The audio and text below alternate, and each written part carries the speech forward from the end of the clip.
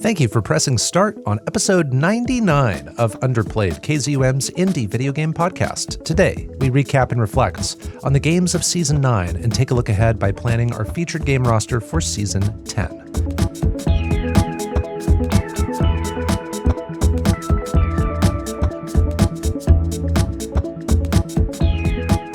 Here on Underplayed, we review indie games of all kinds. The games with small budgets but big hearts, the lesser-known experiences with imaginative ideas. I'm Bo Po, and I have a co-host. What's better than that? He's shaking his cake in Human Fall Flat, powering his radio with the turn of a crank, and playing through games till the backlog is blank. It's the 1,000 times resistant, Google form insistent, funky member of the Bomb Rush crew, DiscoCola. How do you do? I'm doing great, my friend. How are you today? I'm also doing great. It is our Season 9 finale episode. I'm very excited. Me too. We get to talk about some cool games, what we thought about them, and just reflect on the 30 games that we played this season. Again, it just blows me away every time we get here that we play 30 games per damn season. I know, and looking back at the very first episodes, it's hard to believe that those were this season sometimes. Yeah, I know. It was like 5 months ago. I was like calculating what my top 5 were, and I'm like, I played Habroxia? That feels like forever ago. Yes, I know. If you told me that was Season 8, I would believe you. And then also at the end of our episode, we'll be picking our lineup of 10 featured games for Season 10. We have some guests already picked out, and they have picked some games, and we're excited about those. But we also need to fill out the rest of them. And we'll be going into a new collection of 100 episodes of Underplayed. Yeah, a new omnibus, what was the word that I liked? Epoch? Epoch. I like Epoch. A new epoch of Underplayed coming your way.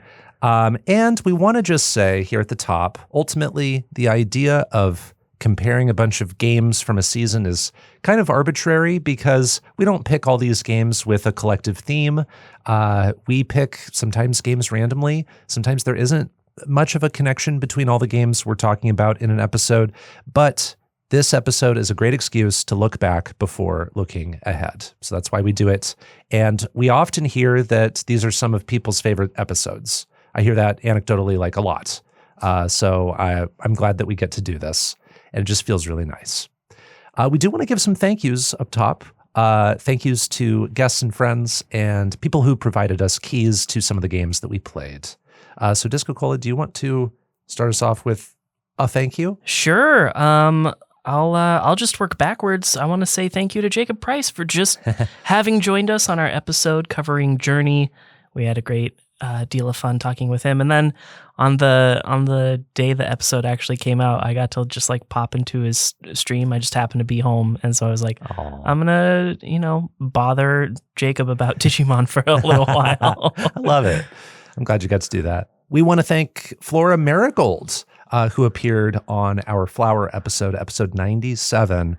Flora was not a guest that we planned on having at the start of the season, and then through a series of connections and private discussions, we got Flora on, and it was such a wonderful conversation and really elevated that episode. So Flora, thank you. I want to send a thank you to Jenny here at KZUM for not only joining us during Coffee Talk 2, Hibiscus and Butterfly, but Coffee Talk as well.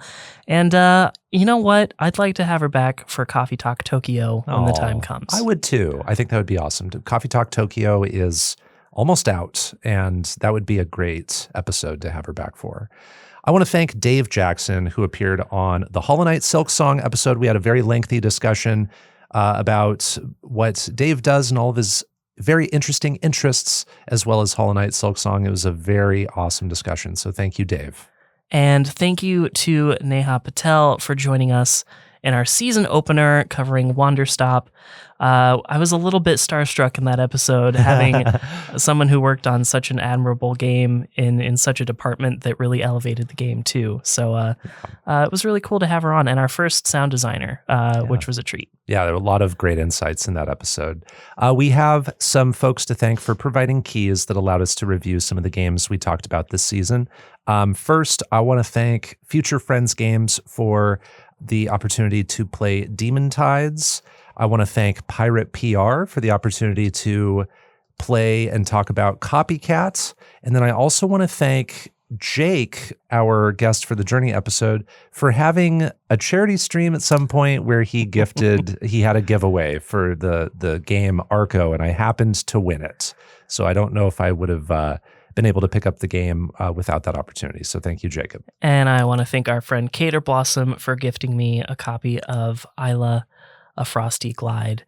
And then I want to also thank all of you out there for listening to Season 9 of Underplayed, whether you're listening day of release to our early premieres on Twitch, or just generally sharing our stuff on social media. Thank you for that. Thank you for joining us in our streams. And if you happen to be one of the people that donated to KZUM, thank you for that as well. That means a lot. We thank everybody for their constant support, whether you're new or a longtime listener. Just thank you so much from the bottom of our hearts. So I think that's good for thank yous. Before we move on, there are a few very easy ways to support Underplayed. They cost nothing. They take almost no time at all. And we would really appreciate you doing these things for us. If you haven't already, one, you can give us a follow and a 5-star rating on podcast platforms. That makes us appear more consistently for you and for others. Another thing you can do is follow us across social media using the links in our show notes. And 3, sharing our podcast by reposting our stuff on social media and telling your indie game loving friends about us means a whole lot. And as always, we love you. Thank you so much for listening. It's time for our Season 9 recap and reflection.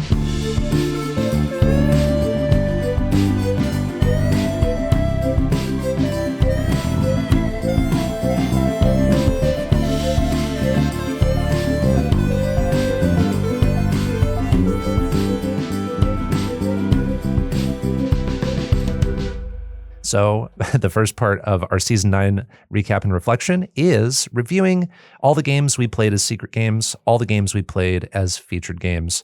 We're going to briefly mention our scores that we gave to these games. The scores don't tell you everything about our thoughts on them, but sometimes we have score regrets, and sometimes just at a glance we can notice certain trends about how positively the season went for us. So DiscoCola, do you want to review the secret games you had for Season 9? Absolutely. Starting with episode 89, our first episode of this season, I played Season, A Letter to the Future with a score of 8.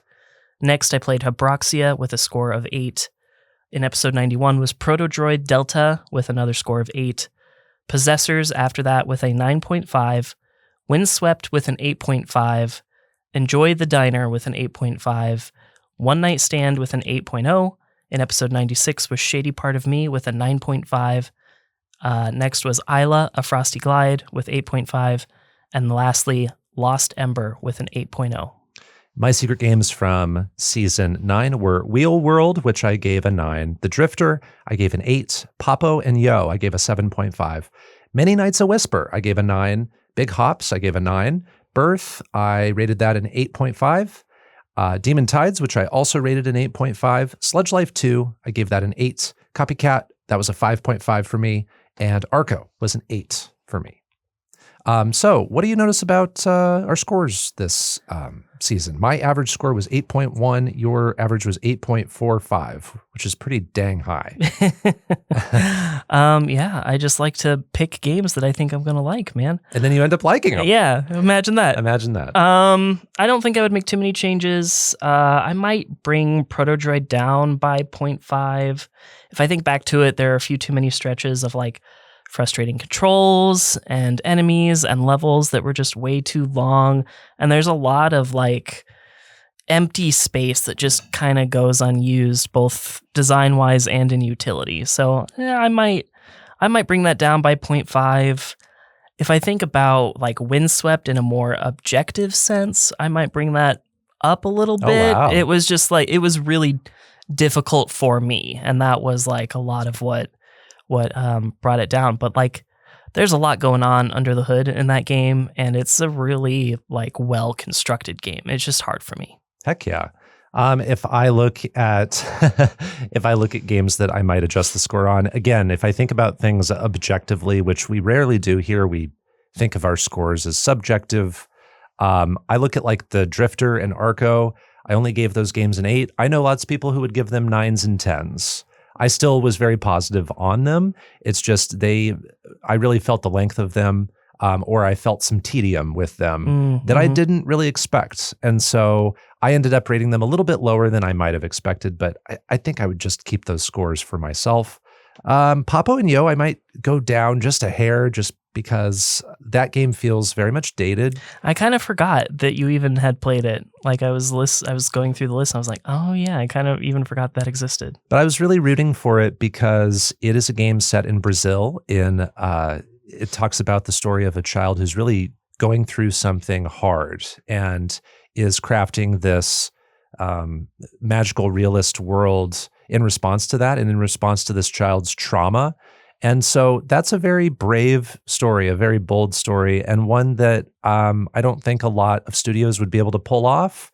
It's not the kind of game that I would feel comfortable pursuing trying to create. If I was making a game, I would feel too like I was really aiming at something that needs that right sort of heart and mind for it. And so I was really rooting for it, and taking place in a Brazilian favela is really cool. I love that representation. And so I was positive on it because it kind of showed me a place that I wasn't used to. So I guess I am proud of, still giving it a positive score, but it is not the most modern feeling game on the list. But yeah, so those are our secret game observations. We will move on to our featured games. These are the games that we feature in the episodes, the big indie games from the season. We build the season around these titles, essentially. We do, yes. Whereas the secret games are our wild card picks, whatever games we want to play in privacy for every episode. These are the games we really advertise for reviewing at the start of the season. So our featured games for the season were Wanderstop, which we both rated an 8. The Banner Saga, which you rated a 4.5, I rated a 7.5. Gravity Circuit, which you rated a 10, I rated a 9. Hollow Knight Silksong, which you rated a 9.5, I rated a 10.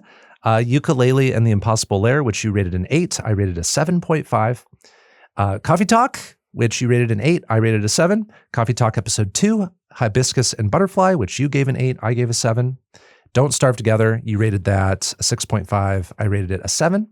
Flower, we both rated that an 8.5. And Journey, you rated it an 8.5, I rated it a 10. My average score was 8.15. What? I was just going to say 2 10s for you this season, man. Is that unprecedented? I think so. I don't think I've ever given 2 10s in one season. I won't say that you're like super stingy with 10s, but like it's. Yeah, I'm more likely to give them. I actually am proud of the fact that I'm a little stingy with them. Well, yeah. But yeah, 2 10s. That is unheard of. You're right. And my average score for featured games was 8.15. Your average was 7.95. As you look at these scores, how do you feel? Well, I actually do. I was looking back. You did give 2 10s in season 7, but one was a secret game and one was a featured game. Oh, okay, so this was 2 10s for featured games. Yes. Okay. So slightly different, but not really. So what do I notice? Things that I might regret. Yeah, I don't think I'd really boost anything. I feel like all of the like positive notes are appropriate. I would maybe bring down Yooka-Laylee by 0.5 and maybe both Coffee Talks, maybe. Okay. Although at the same time in Yooka-Laylee, I did eventually I did start to enjoy collecting those coins in Yooka-Laylee. Yeah, so I did. You went for the bonus level of completion, didn't you? Yeah, I did. I got all of the things. The only part of like completing that I really, really didn't like was grinding for the quills to unlock all the tonics. Oh, that's such a laborious task. Yeah, it's way more than I feel like it probably needed to be. But yeah, finding the coins was really fun. So I don't know. And the overworld was really interesting too. So I might leave it. I might bring it down. And then the Coffee Talks, like I don't think about them anymore. I liked them in the moment, but yeah, I'm kind of done thinking about them. I get you on that one. I would probably still stay at a 7 for those for me, but I get why you would not really think about them still. Nonetheless, I'm very interested in Coffee Talk Tokyo. And I'm glad we caught up on this series. I might go down on Yooka-Laylee just a hair too. I might go down to a 7 from a 7.5. Still a positive experience and one that I liked more than Yooka-Laylee, the first one. And I didn't necessarily expect that. Yeah. I was kind of dreading the game in some ways, but it also was the style of game that was just right for me with the overworld and also the side-scrolling platforming. Yeah. More influenced from the DKC kind of side of things instead of the Banjo-Kazooie. Definitely. Yeah. But yeah, I don't think I would change anything else, honestly. I know my score for Journey was maybe a very surprising 10. I still love Journey. And I still love that experience I had this most recent time. I think my 10 kind of comes with an asterisk of this is under very particular circumstances that are unique to me. And I thought about it and I was like, well, it is my score for me. So I don't think anybody is going to be mad at you. We've had Journey as a masterpiece thrown around couple of times this season. Yeah. It's just, I guess I surprised myself. Yeah. Yeah. We'll talk about this more, I'm sure, in a moment. But yeah, those are our score observations for the games we played and featured. Now, next, maybe the section you're looking forward to the most, except for maybe planning the next season. It's our top 5 games we played this season. So this ranking is potentially an emotional decision based on how we feel today as we're recording. We're disregarding scores, maybe for the most part, if one of us feels a certain game is their number 1, but originally we scored it way lower than something else. We're not going to worry about that. And that's kind of why we addressed all of our scores earlier, so that we can allow ourselves to talk about how we actually feel. Maybe a 7.5 has just been on my mind. Exactly. So yeah. Why don't you start with your number 5? We'll go backwards. Perfect. My number 5 from season 9. Let me pull up my predictions real quick too, so I can follow along. Okay, sounds good. My number, we'll get to that in a moment too. My number 5 game that I played for season 9 was Birth. Okay. How are you doing with your predictions so far? Well, I'm wrong. So. Dang it. Dang it. Maybe next season. Birth is Madison Carr's adventure puzzle game about loneliness and finding a partner and living in a big city. And despite that, feeling like you are not really on the same page as anybody else, or no one quite gets you, and trying to find your way. And in all of the areas it explores, not only does it have a very fascinating visual style with sort of these like decayed bone creatures that are anthropomorphic and just sort of like a macabre sense to it, but it also explores so many different ideas for puzzles that never had me feeling stuck for terribly long. It's a game you can sail through. It's got wonderful music. It's heartfelt. And I think this is one of those adventure puzzle games that everybody could play and genuinely get something out of. So that's why it's my number 5. Perfect. My number 5 is Enjoy the Diner. The moon is as full as it will ever be, and there are free refills. So why not enjoy the diner? That's like the perfect pitch for me. But just on top of it, it was such a fascinating and bizarre, surreal experience that like didn't go too far in the bizarre realm. Like it certainly gets weird, and some of the puzzles that you use to unlock story and the story that you get is certainly out there. But it was just really cool and artfully done, and it's all blue, yellow, and black, and the art style is like hand-drawn pen, but it's pixels, and it's so cool. Everybody looks distinct, even in the simplified art style. And then to top it all off, just the instrumentation of the music just really drives home this fascinating and weird world that you're in that you can't explain. You're in a diner with no exit. And so why wouldn't the music just sound kind of crunchy and weird? It's very cool.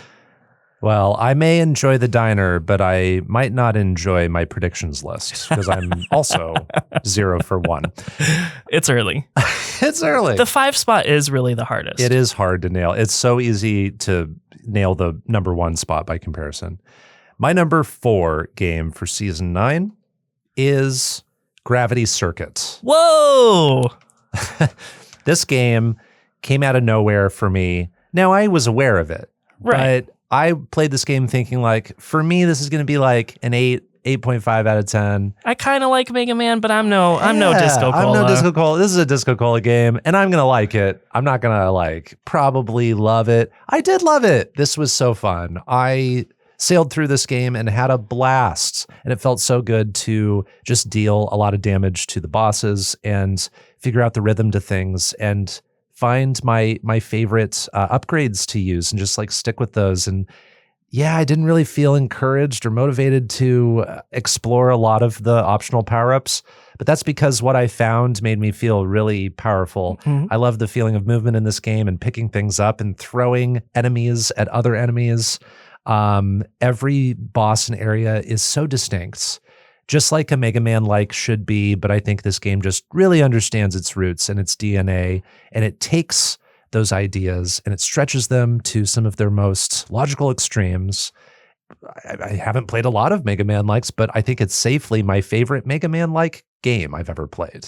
I think that is a fair description, and I'll leave it at that. Spoilers, that's on my list somewhere. My number 4 is Possessors. Nice.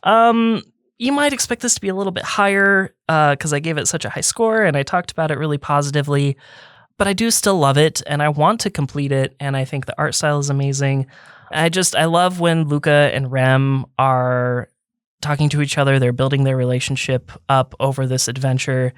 Maybe I do have this rose-colored thing on where it's like Heart Machine, and so I really wanted to love it. When I was playing it, I wasn't thinking about Hyperlight Drifter. It didn't feel like anything from Heart Machine. It doesn't look like any of their other games. Yeah. And so I really do feel like I had that out of my mind. I just really did enjoy the game.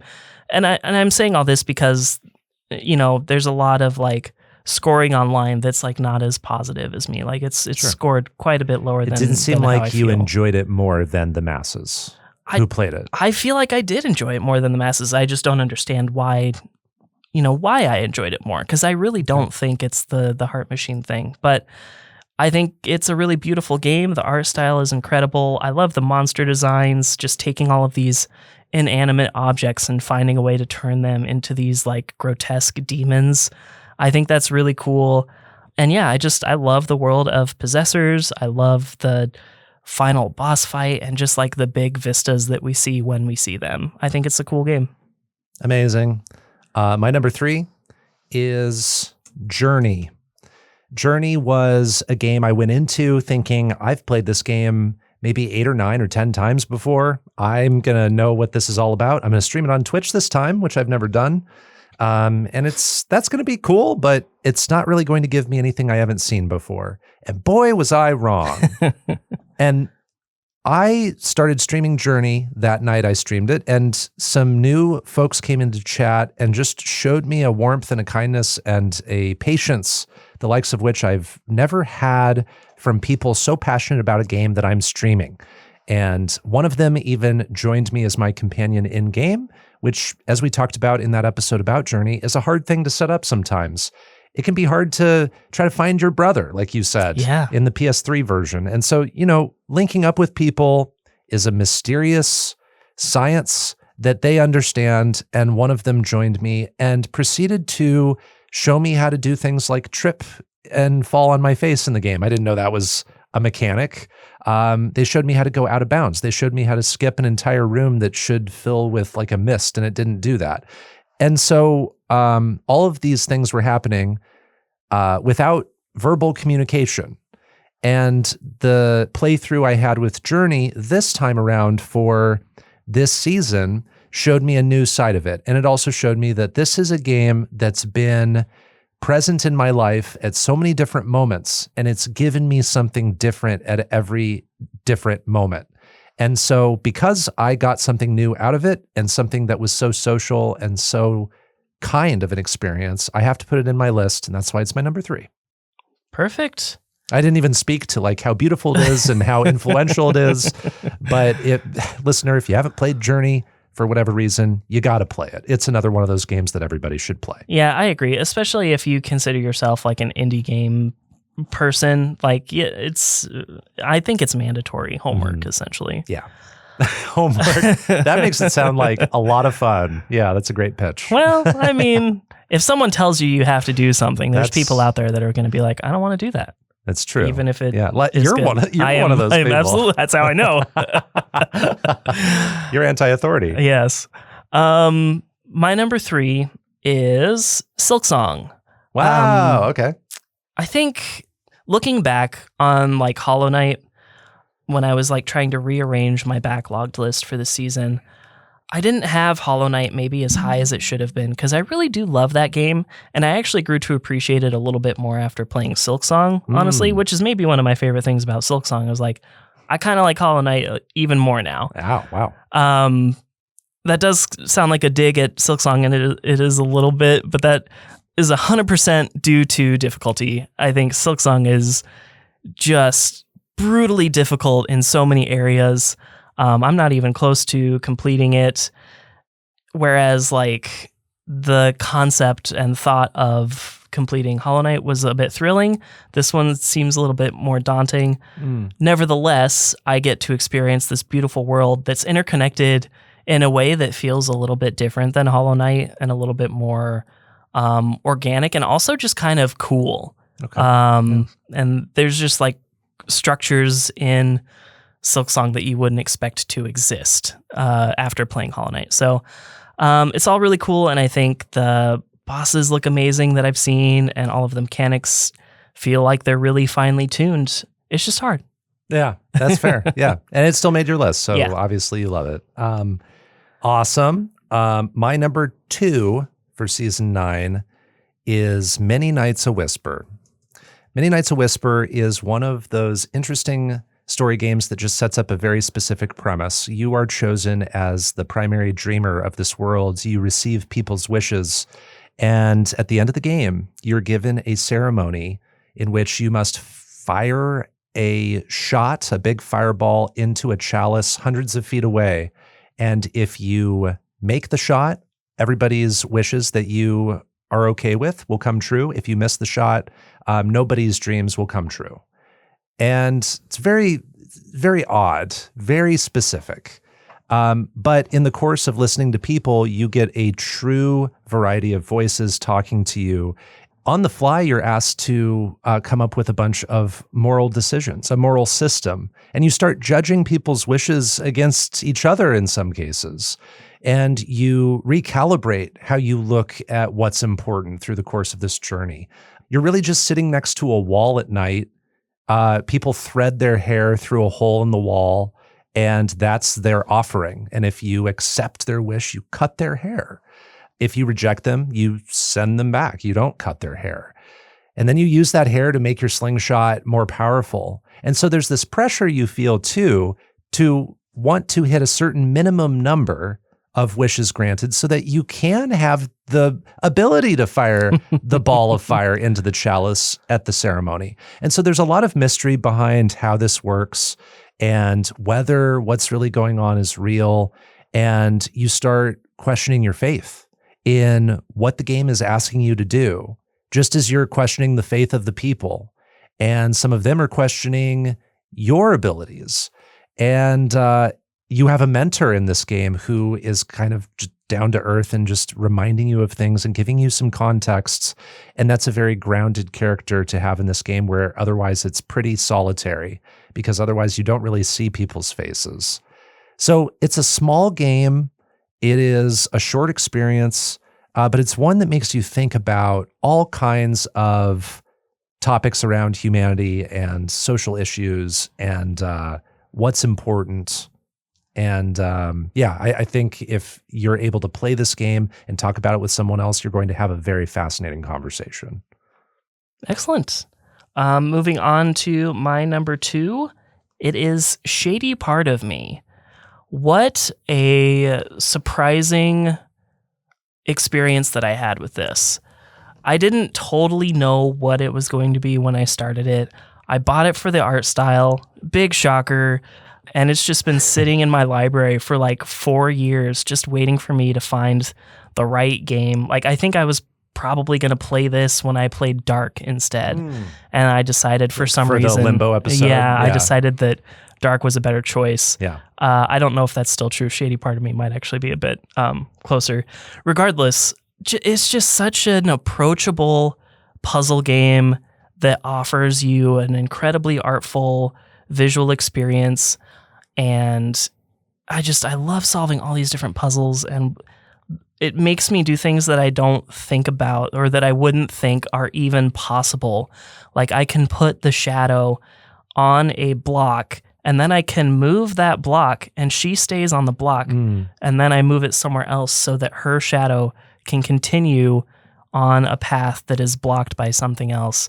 And that's such a cool puzzle solution that you wouldn't think of because you're not solving shadow puzzles in games. Like this is totally unusual premise to set up. And then the music sounds like one thing at first, but then it gets some sauce. You cook it up a little bit with some percussion and it goes places. And I love the way this game sounds too.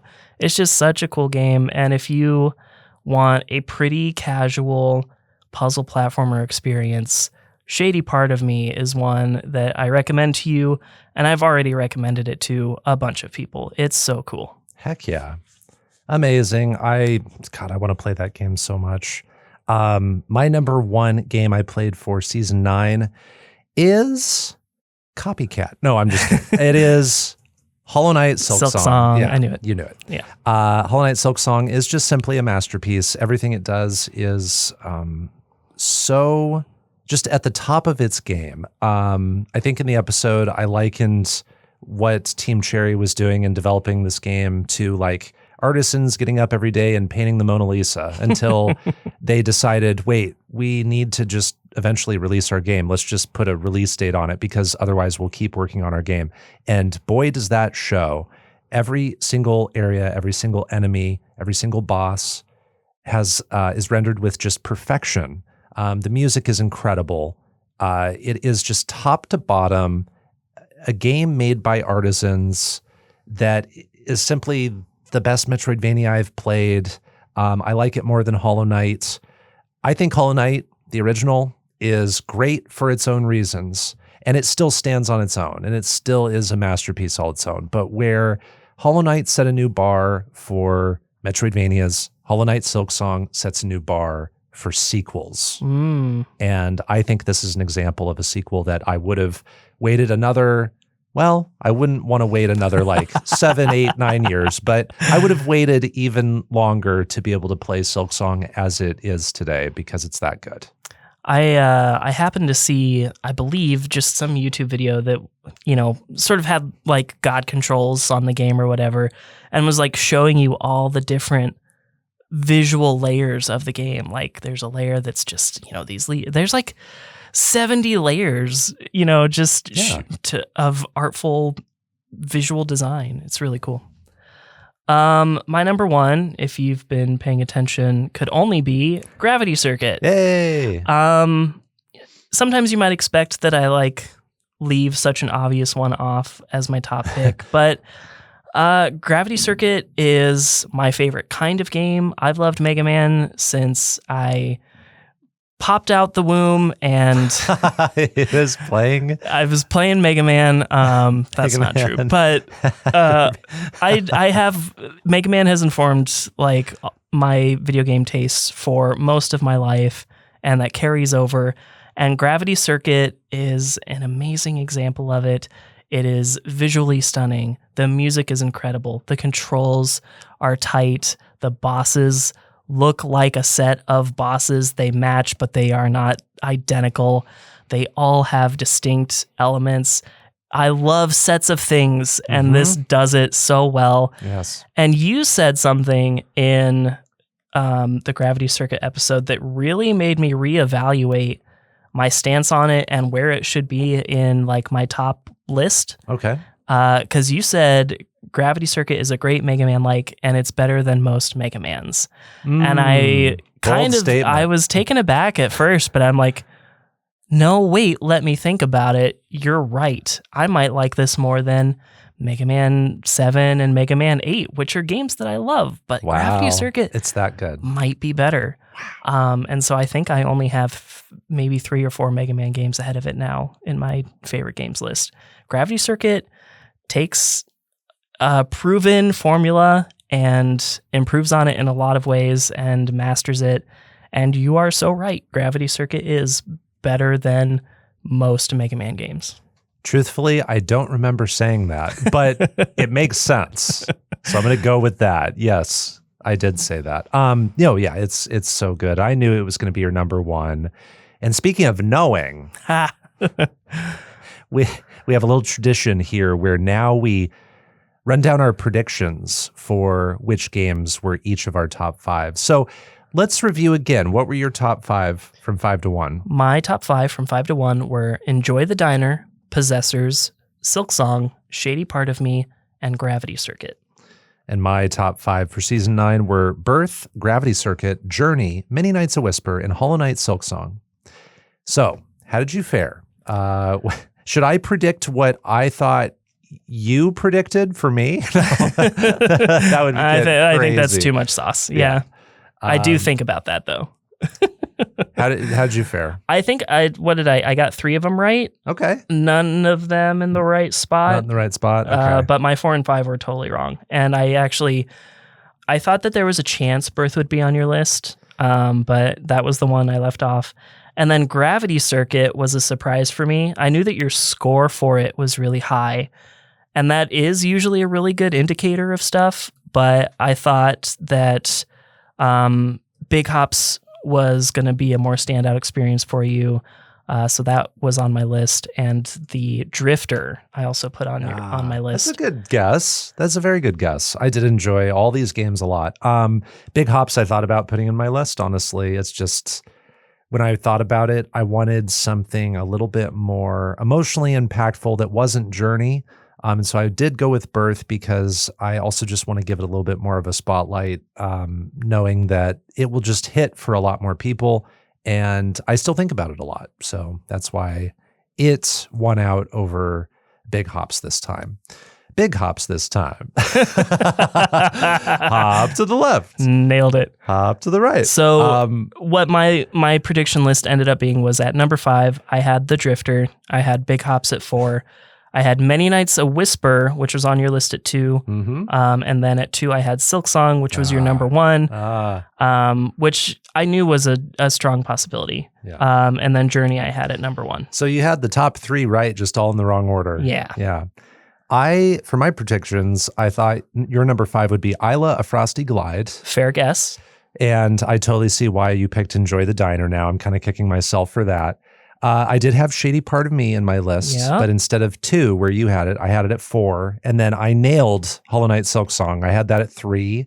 And then I also had Possessors in my list, but I thought it would be your number 2. It ended up being your number 4. Valid based on how I talked about it. Yes. Yeah. And then for number 1, I did nail Gravity Circuit. So I was kind of close. This might be your best one yet. I had 2 and 4 correct, but just switched, and then 5 was wrong. I think I've been about this close before, but yeah, I'm pretty proud with this. Yeah, this is pretty good. I don't know that this might be your best one, but anyways, thank you.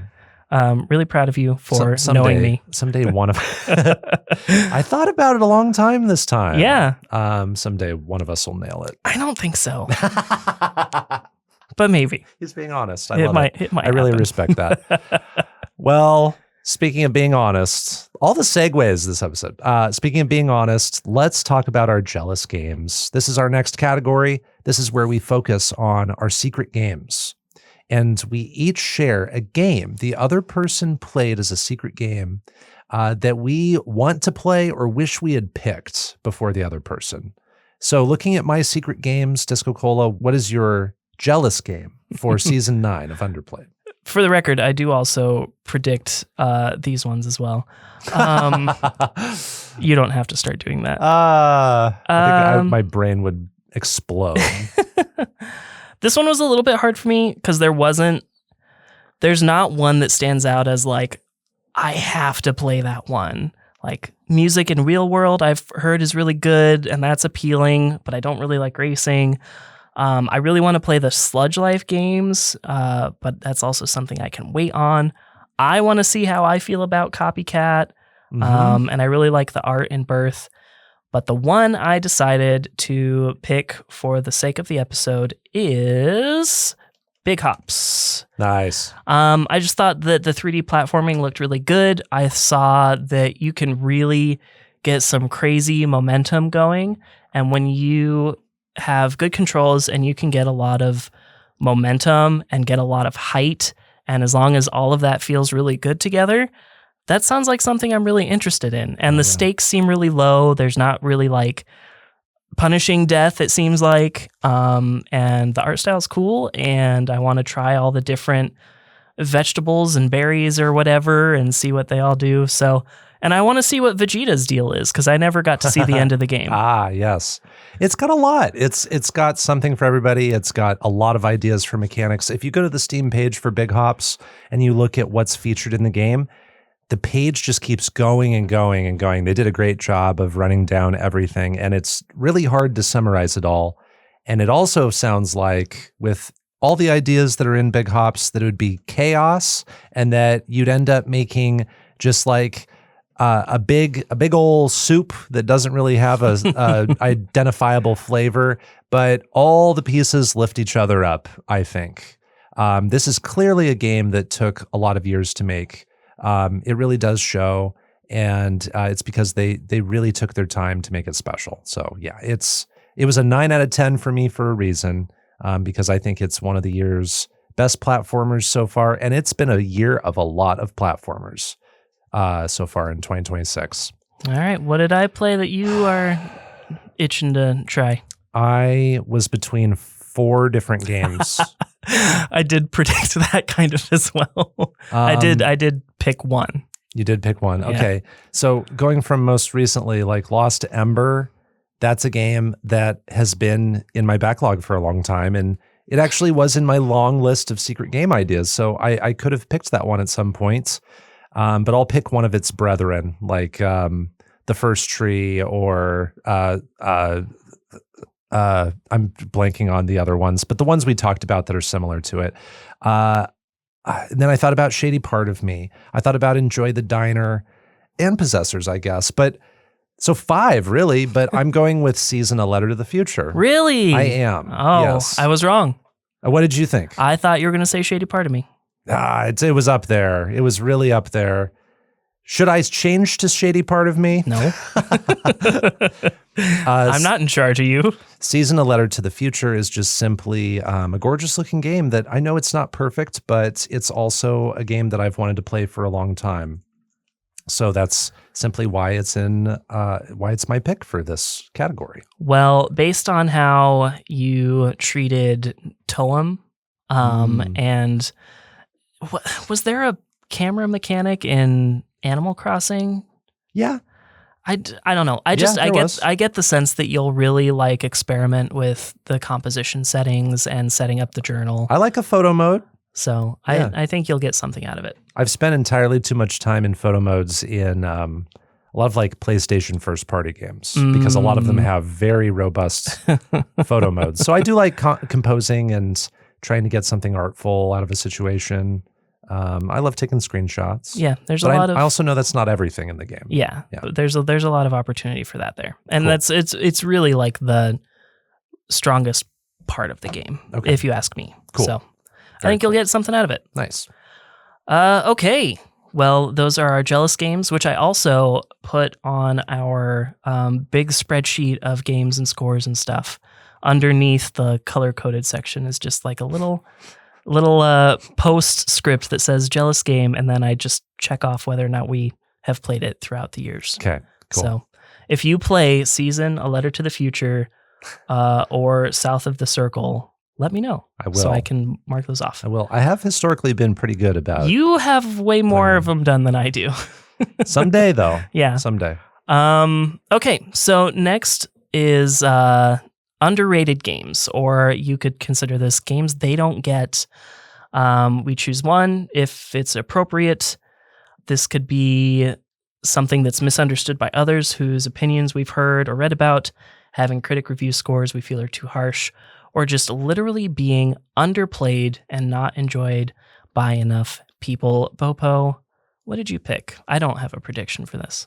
You don't have a prediction? No, well, I'd stop here. It's good that you don't have a prediction because this time I actually don't have an underrated game. I'm going to go ahead and not pick one and say not applicable for me. Awesome. I didn't feel like anything was super underseen or under talked about.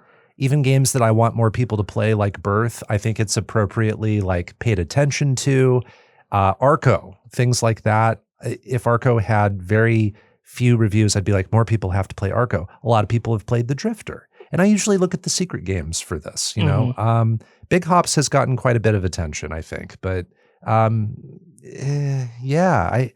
maybe if you had to twist my arm, I could pick Demon Tides maybe, just because I haven't heard a lot of people talk about that since it came out. And I think it's a great sequel to a platformer that I didn't enjoy as much. And then this came out and was so much better in my opinion. So but I don't feel super strongly about it. So Okay. what's yours if you have one? I almost picked Abraxia because on Steam there are like double-digit reviews, and like it's a solid, you know, shmup, especially like for babies for shmup. You know, there's nothing wrong with it. Sure. But what I decided to pick officially was Possessors.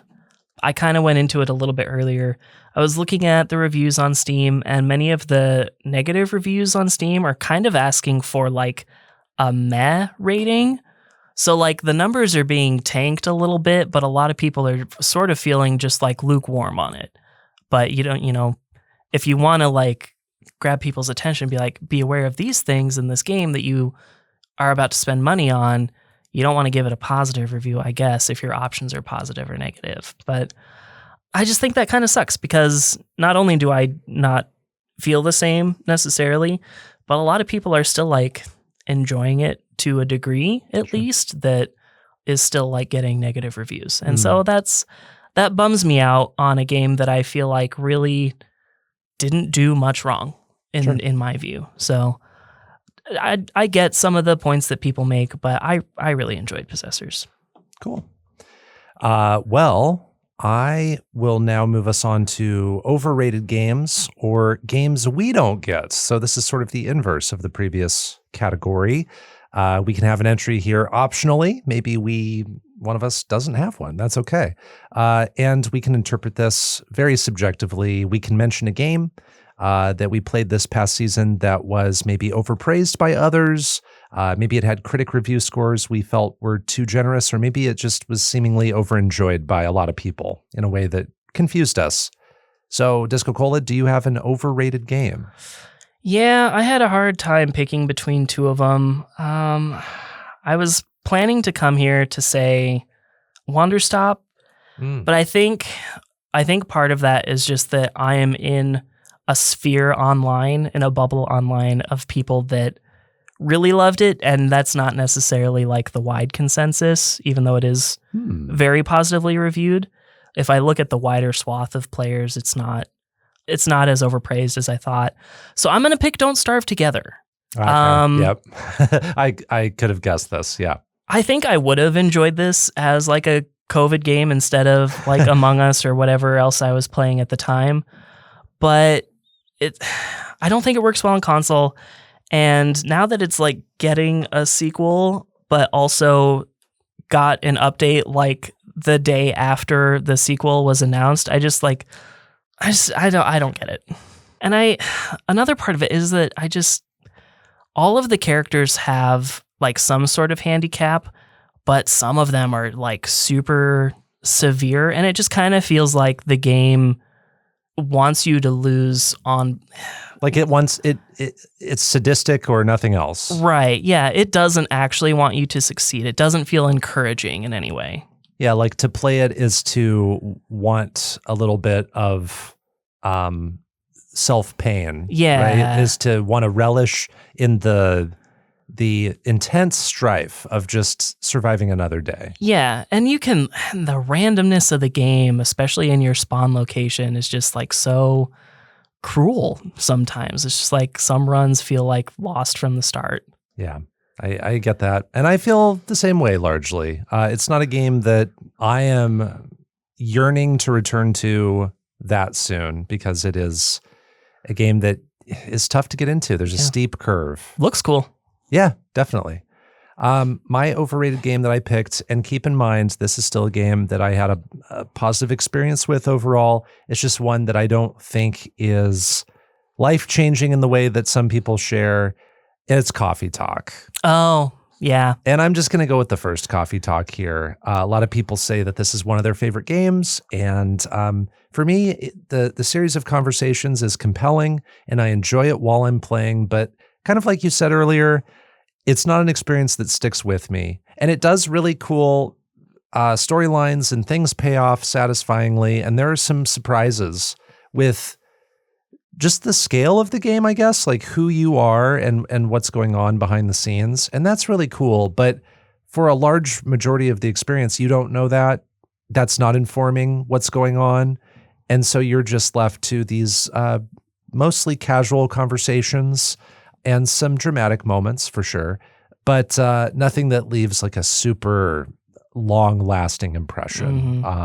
It's just not one that informs my tastes, and so I like it. I just don't love it. Yeah.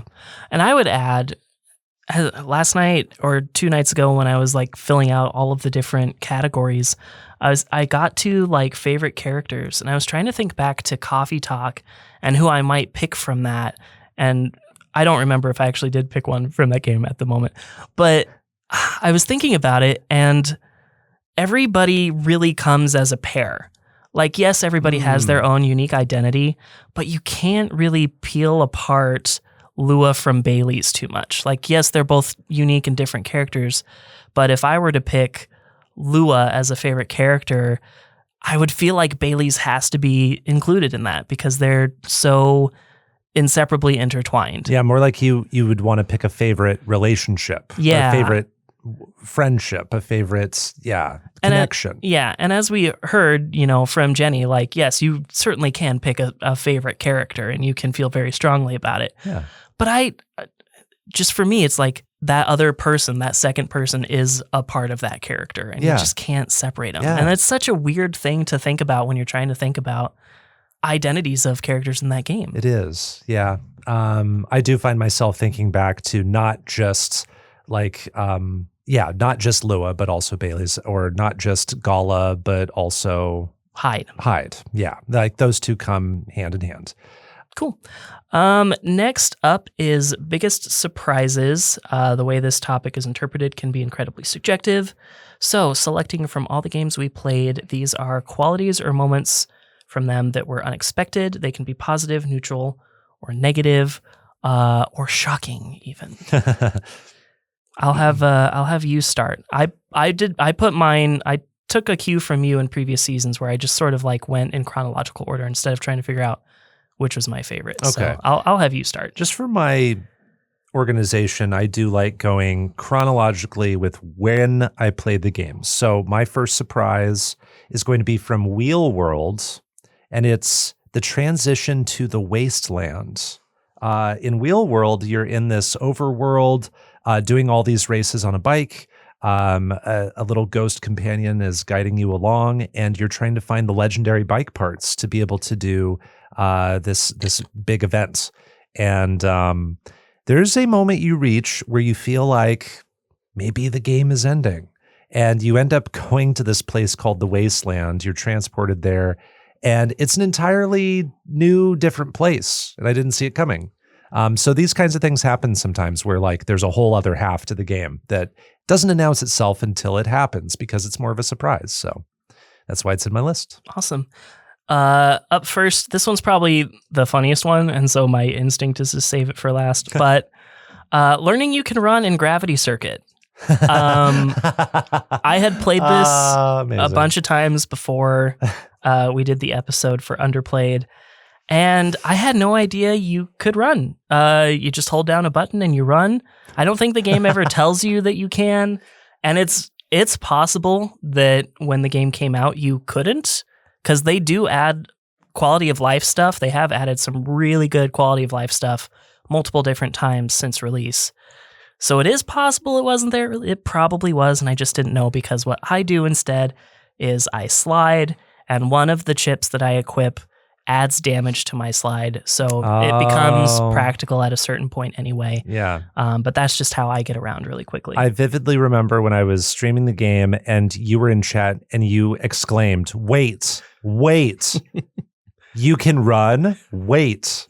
You were just incredulous at this. I had no idea. I got to say, there wouldn't have been a Neapolitan ice cream's chance in heck that I would be able to finish this game without the run. That, like, it was crucial. It was necessary to be able to beat the final boss, especially. If I knew about it, I forgot. But yeah, I just slide everywhere to get around quickly. Wow. All right. Well, my next surprise from season 9 was the fun of puzzle solving and exploration in the overworld level selection of Yooka-Laylee and the Impossible Lair. I went into Yooka-Laylee and the Impossible Lair thinking, this is just going to be a series of levels like Donkey Kong Country where I'm platforming. I'm finding a pagey or whatever I need to get to the final boss. Turns out we're collecting bees in this game to give us a bee-tallion shield to be able to withstand hits in the titular level. But there's this whole other side to the game where actually accessing the levels requires this top-down, modern Zelda-style approach where you're solving puzzles and thinking about the environment in very interesting ways and using elements in whatever ways you can think of to change the levels.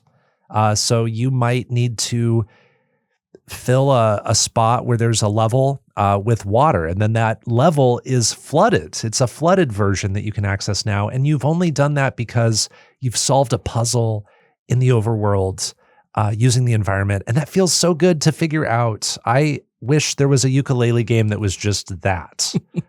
So this is a very pleasant surprise. Yeah, super cool. Just like, there's one that is the Carto. He's like on a track, but Yes. there's a level on top of him, and you have to put something to block his path to switch to the other version of the. And that's cool. It's kind of tedious sometimes if you like really need to get in there to get a coin, but it's cool and it's clever. And then the alternate version of that level is everything is stopped. It's the stopped version of the level. It's it can be like you're making the windy version of the level, or the smoky version, or the stopped level, or the flooded version, or the really honey creative. version. It's so cool. Yeah. My next surprise, this is a slight spoiler for Possessors, but there's a horse demon in Possessors that possesses a young girl, and you're sort of like given this task to like find this man's daughter. And you don't really think much of it. There's a lot of like side quests in this game that take forever to solve, or you just like solve them when you get to them or whatever as you travel along.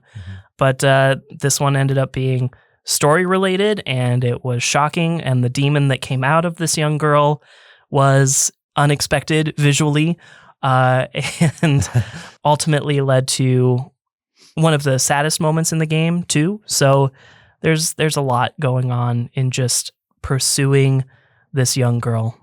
Nice. And you also get a cutscene with her later that the young girl as a possessed person that was incredibly surprising too. So God, making me want to play that game more and more now. My next surprise from season 9 is what the barista actually is in Coffee Talk. So I'm not going to spoil this, but there is sort of a reveal in Coffee Talk that explains who you are and what you're able to do in a way that actually reframes not just the story, but the construction of the game Coffee Talk. And so I know I said a moment ago that this game is my pick for overrated. This was nonetheless surprising and something that I never would have expected. So I can't deny that. So that's why it's in my list. I don't think a lot of people will see this coming. My next one is kind of basic, but it's the downward pogo angle in Silk Song.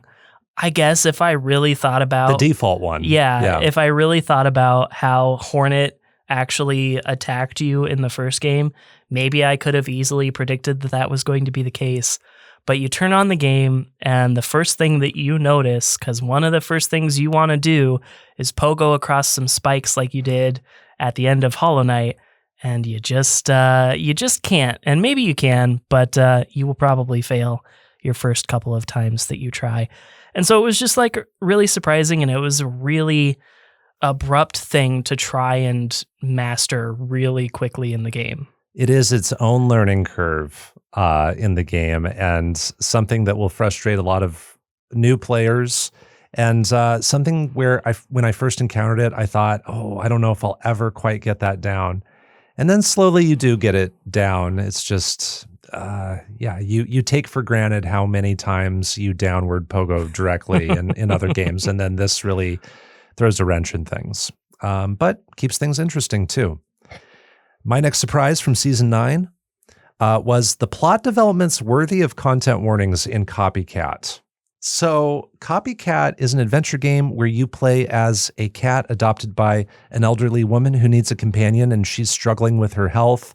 And then through a series of events and misunderstandings, you as the cat end up trapped outside, and an identical cat to you ends up inside and is thus the copycat, and you need to find your way back home. And through the course of this, you're thinking about, what is the meaning of home? What does that truly mean? All these great ideas. But also in the game, there are events that happen that call for content warnings. And I honestly didn't expect the game to go to these places. I don't know that it successfully goes to these places in a way that feels warranted. I think it touches on a lot of topics, and then it doesn't feel like it earns those things, or it doesn't reckon with those big ideas, those heavy topics in the way that I would have wanted. It feels like it's kind of throwing a lot of ideas in there. But how heavy this game is, how cruel some of the humans can be, and just some of the actions the humans do specifically were really surprising. Alrighty. Up next, my next surprise from Season 9 was the amount and the extent of the hidden movement tech that is in Windswept. You can really get some unexpected momentum using both characters in ways that I didn't find. I know there are still more ways to move, but it does kind of force you into these nearly impossible platforming sections until you master this thing that isn't taught to you. You just kind of have to press a bunch of different button combinations until something different happens. And it's just tech that you didn't know was even possible. And there's even more of it that I haven't found.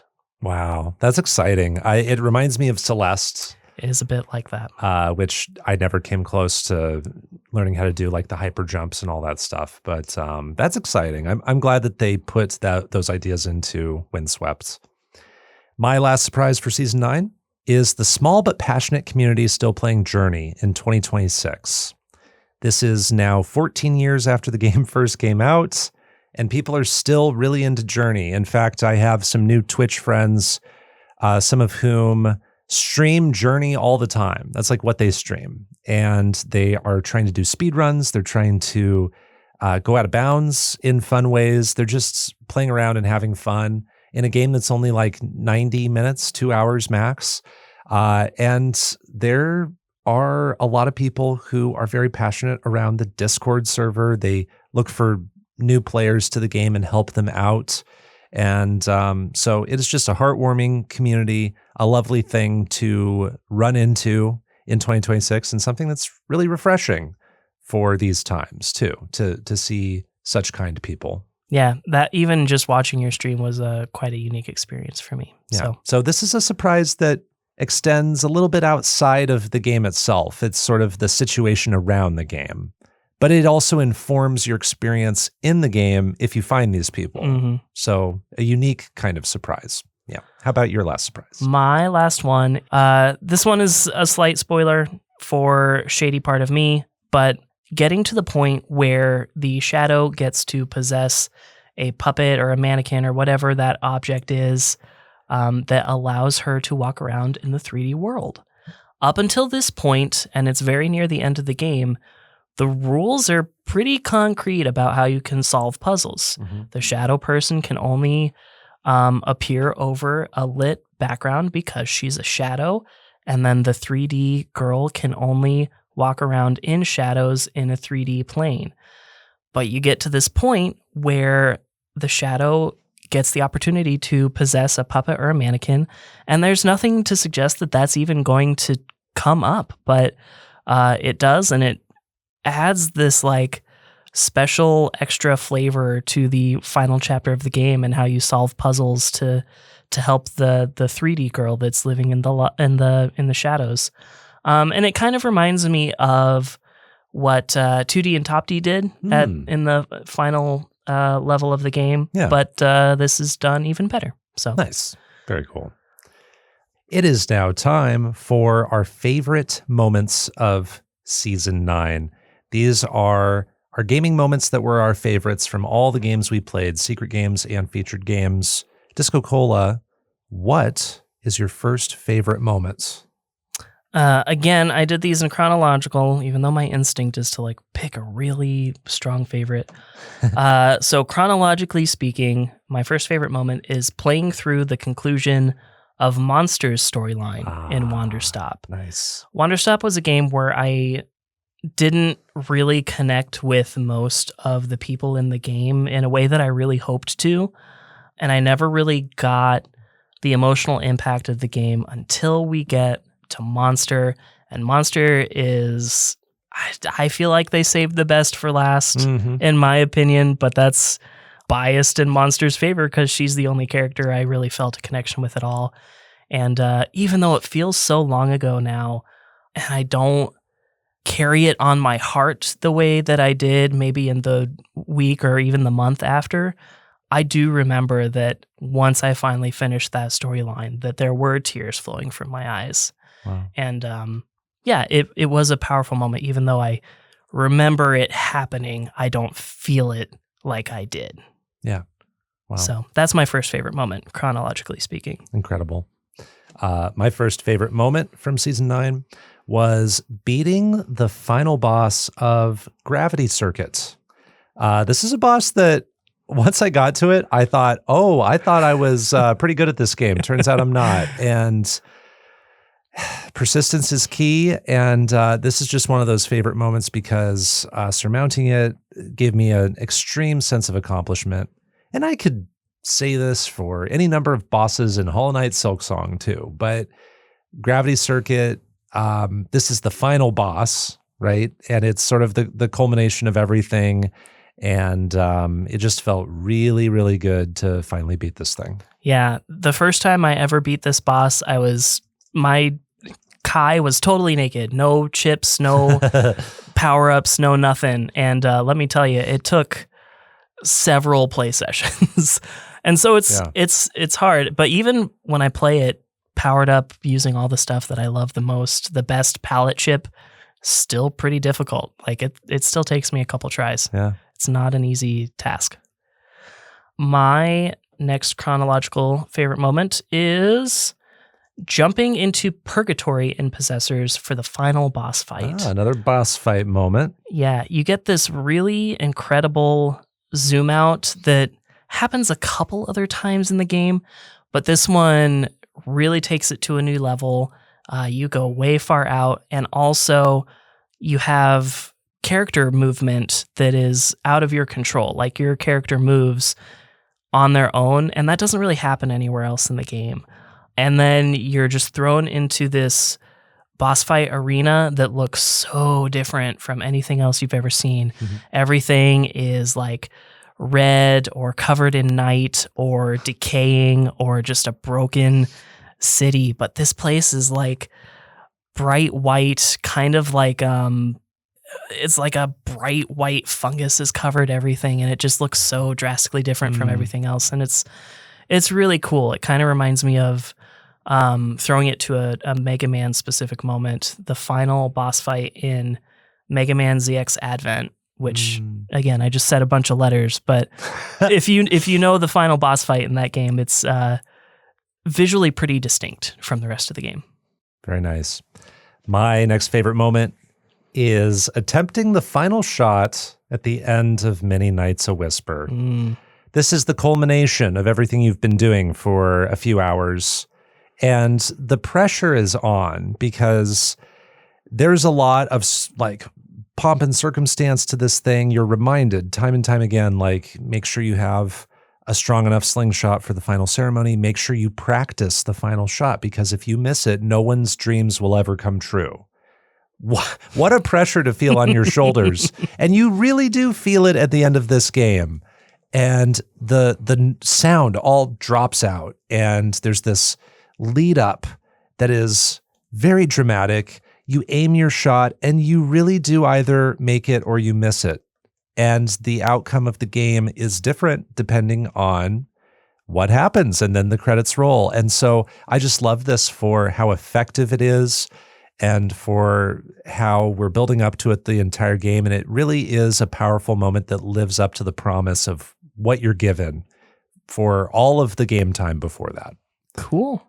Yeah, that's I would imagine just like everything coming down to this one moment that would be so easy to fumble too. If we had like a most stressful moment category, this would be in there, you know?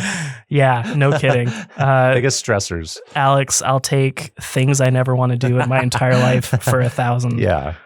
My next favorite moment is the Cogwork Dancers in Silksong. Oh. I glazed the heck out of this boss design, this moment, this boss room. Everything about it is really cool. And I looked online for like the similar boss fight in that game that comes in Act 3, which I still haven't played. Mm-hmm. I don't know the story behind it. Visually, I still prefer the Cogwork Dancers. But yeah, it's just such a cool moment, so visually powerful, and I love it. It's one of the coolest boss designs I've ever seen. I'm kicking myself for not picking it, but I'm glad you picked it. And it is simply my favorite boss fight in the game. Easily one of my favorite boss fights ever. It's that good. It makes you feel bad for being good at fighting the boss, which is something that not a lot of boss fights can do. My next favorite moment from Season 9 was dying, becoming a ghost, and getting up to get a snack in Don't Starve Together. Valid. There's a moment in this game where I just die way before DiscoCola, and I'm a little ghost, and I'm telling him what I'm doing, and I'm like, oh yeah, I'm looking for my little resurrection spot. I can't find one. Oh well, like, you're doing great, buddy. And then I get up and get a snack, and I get to cheer you on. Yeah. During our first stream of that, I had multiple Transformers that I transformed while I was dead because I was the one really weighing us down the first stream. So instead of like getting a snack, yours would be transforming a toy. Yep, transforming a toy. My next chronological moment is just very broadly most of Shady Part of Me. It was just such a surprise that I loved that game so much. If I had to point to maybe like one specific thing that really kind of captured me, apart from just like some of the ways we solve puzzles, I would just say when the first time that like the music really shifts in a way that I wasn't expecting for this kind of game. Like I kind of expected this sort of Little Nightmares sort of soundtrack, and you get a little bit of that, but then it kind of picks up and it feels like this cool kind of pop rock opera, and it just changes the way I feel about it. Amazing. My next favorite moment from Season 9 was the convergence of all the storylines in Chapter 5 of Arco. Arco is a game of anthology stories. You follow all of these indigenous cultures that are tormented by the Red Company, these outsiders who are oil seekers and murderers. And it is a series of tales of revenge. And where Chapter 5, which is the last chapter of this game, goes is the convergence of all these stories in a very satisfying way. The entire chapter is my selection for this spot because it is living up to, again, it's living up to another promise that you're sort of feeling throughout the game. And then it ends up being way cooler, way more action-packed than I could have expected. And I believe there are different endings depending on how things go, your choices, the outcomes. But the construction of it, what is happening at the baseline, is really cool. And it makes all of the tedium I was feeling in parts worth it. It makes sort of the exhaustion I was feeling from doing all the strategic combat worth it. And it's just climactic as heck. That's awesome. Yeah, I almost wanted to pick that for my Jealous game. The battle system didn't seem like my favorite, but like the way you described these stories coming together is just like it's cool. Something I've been kind of in love with lately. Mm-hmm. My final pick, and I imagine yours will be very similar, is meeting someone in Journey that traded chirps with me so that we can basically skip the entirety of one of the levels. And this is the one where like I believe Jake called them cloth birds. And there's these like cloth birds that are stuck inside this pillar building. And we basically like skipped that whole level because it's kind of like a climb. But if you're just trading chirps back and forth, you can just fly. Climb up there. You can just fly. You don't have to do anything. Yeah, it's like the endless flight that's only possible with another person, which is really special. Yeah. Because it really does take two people to do it. I do have a similar one. Mine is also from Journey, and it's learning to go out of bounds in Journey. Thanks to Gem Miner, the player who played with me, they were telling me how to go out of bounds in this game and explore all the negative space. There's a very specific spot once you get to the cold area where you can possibly freeze. You can clip through. You have to kind of float up a little bit onto a ledge, and then you can... you have to like approach a certain boundary in a certain way, and then you can clip through a wall, and then you can fly through this outside area that you're not meant to explore. And I think I'd be surprised if that game company wasn't appreciative of people sort of like deconstructing their game, you know, in this way, still to this day. It's just a cool thing to discover, and it showed me a quarter of the game I never would have expected. So it was just special to have someone show me something new in a game that I thought I knew every corner of. Well, those are our favorite moments. We're going to get a little more granular and pick out some favorite characters. Ooh. You can choose up to 5, selecting from all the games we played. We each pick some characters who are special to us. So, Bopo, why don't you kick this one off? I'm going to go with Wanderstop, and I'm going to pick our guide in the game, Boro. Boro is the gentleman who is kind of a gentle giant. He is introducing us to this idea of slowing down and brewing tea at Wanderstop in the middle of the forest, and is a voice of reason and is a reminder that we don't always need to know everything about our goal. He's a reminder that you can hang out and just go at your own pace, and sometimes that's what's needed. That's what's necessary in a situation to heal. And so in a game where I feel like there are definitely goals and there are tasks to do, Boro's not sitting there telling me what to do. I might be able to ask him what to do, but he's not going to force me to go in a direction. And is just the calm presence that you need when you're feeling down, when you're feeling overburdened. So that's why I'm picking Boro. Boro is just the ideal good guy TM. Yes. But in the good way. That's right. My first pick, and these are again chronological except for the last one, which is a toss-up between 2, and I'm still not sure what I'm going to pick. Okay. But my first one is the player character from season A Letter to the Future. And you'll notice I don't provide a name here. Now, this is a spoiler. Okay. But we never learn the character's name in season A Letter to the Future. She does have one. And at some point in the game, there is a prompt where you're interacting with one of the gods in this area that you're exploring. And you can prompt it to make you forget something. And you don't know what it's going to make you forget. But what happens is you forget your own name. but the player never knew it in the first place. Whoa. So it's sort of like a built-in, like, fun little way to interact with something that you can do to, like, explore this region and the religion that they have, and everything about the culture of that valley. And it's just one example of how she's so curious and how important it is to her that the people in this valley are documented, that they have a voice after their physical presence is erased. That actually does sound a little tragic, like forgetting your own name, but there's also something a little bit hopeful, too, about the preservation there. And it's just, such a cool way that they approach that. So, player character from Season, A Legend to the Future.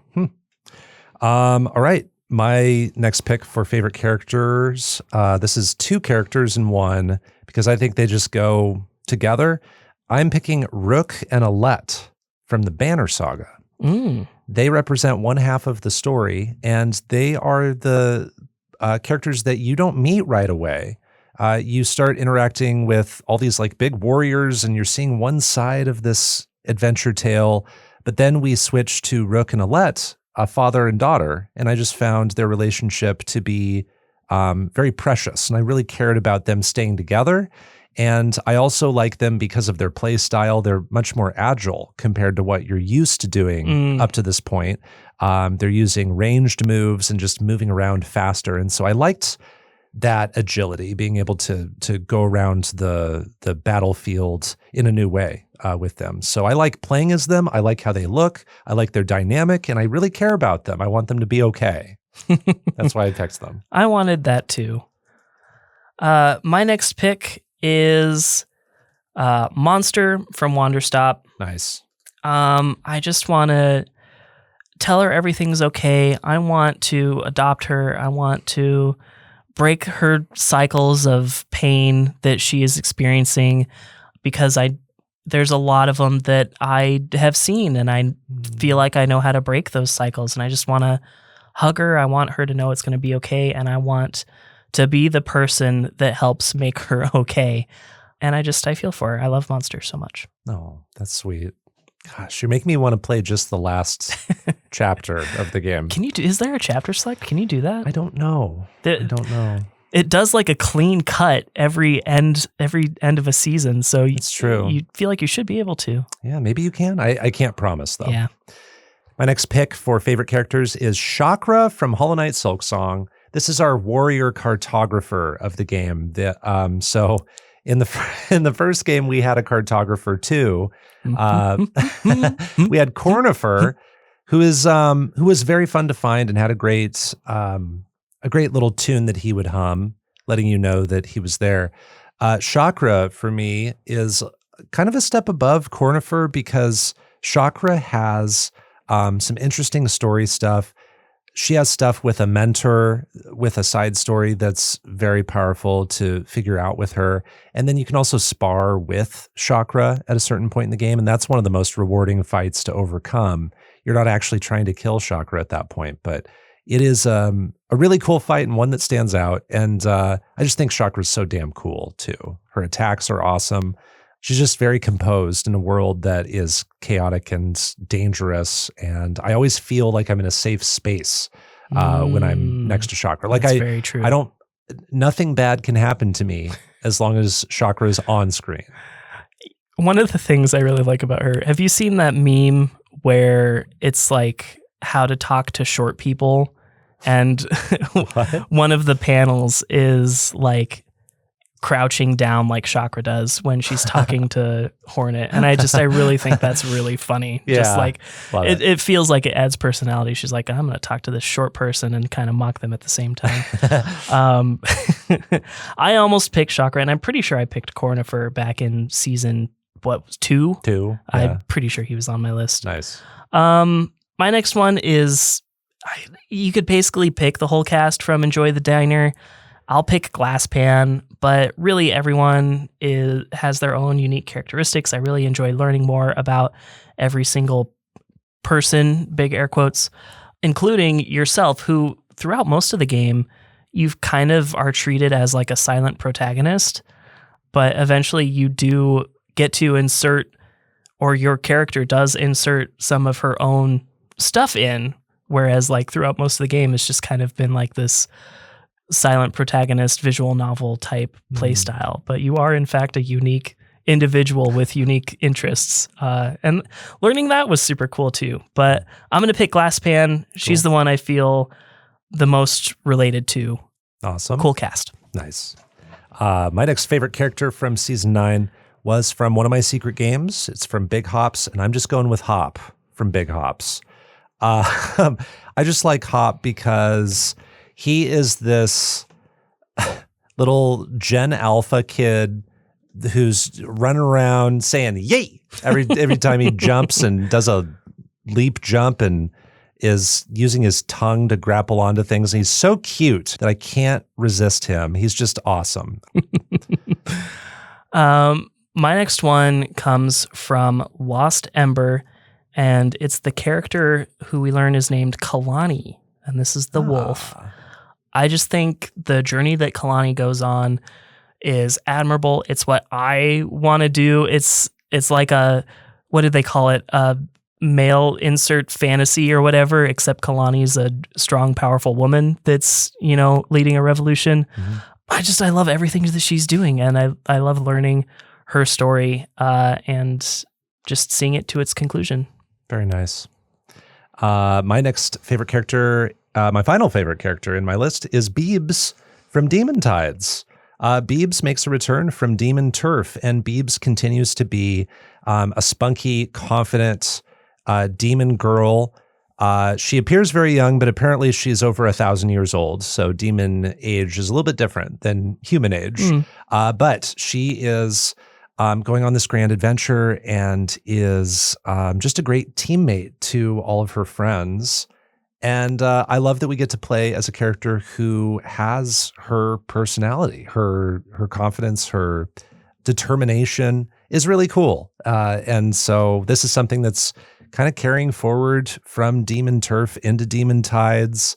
I liked playing as her even more in this game because of the sheer amount of abilities and augmentations we get to her skill set. You get to equip a lot of custom moves and enhancements to Beebs. So she feels amazing to play too. I really love the personality of all the different characters that I see online from the social media account that runs that game. I just really want to hang out with them. Yeah, all the characters are great. They're all so distinct. My last one, this was a bit of a toss-up. I'm just going to pick, and this is where it's not chronological, I'm going to pick Nega from Gravity Circuit.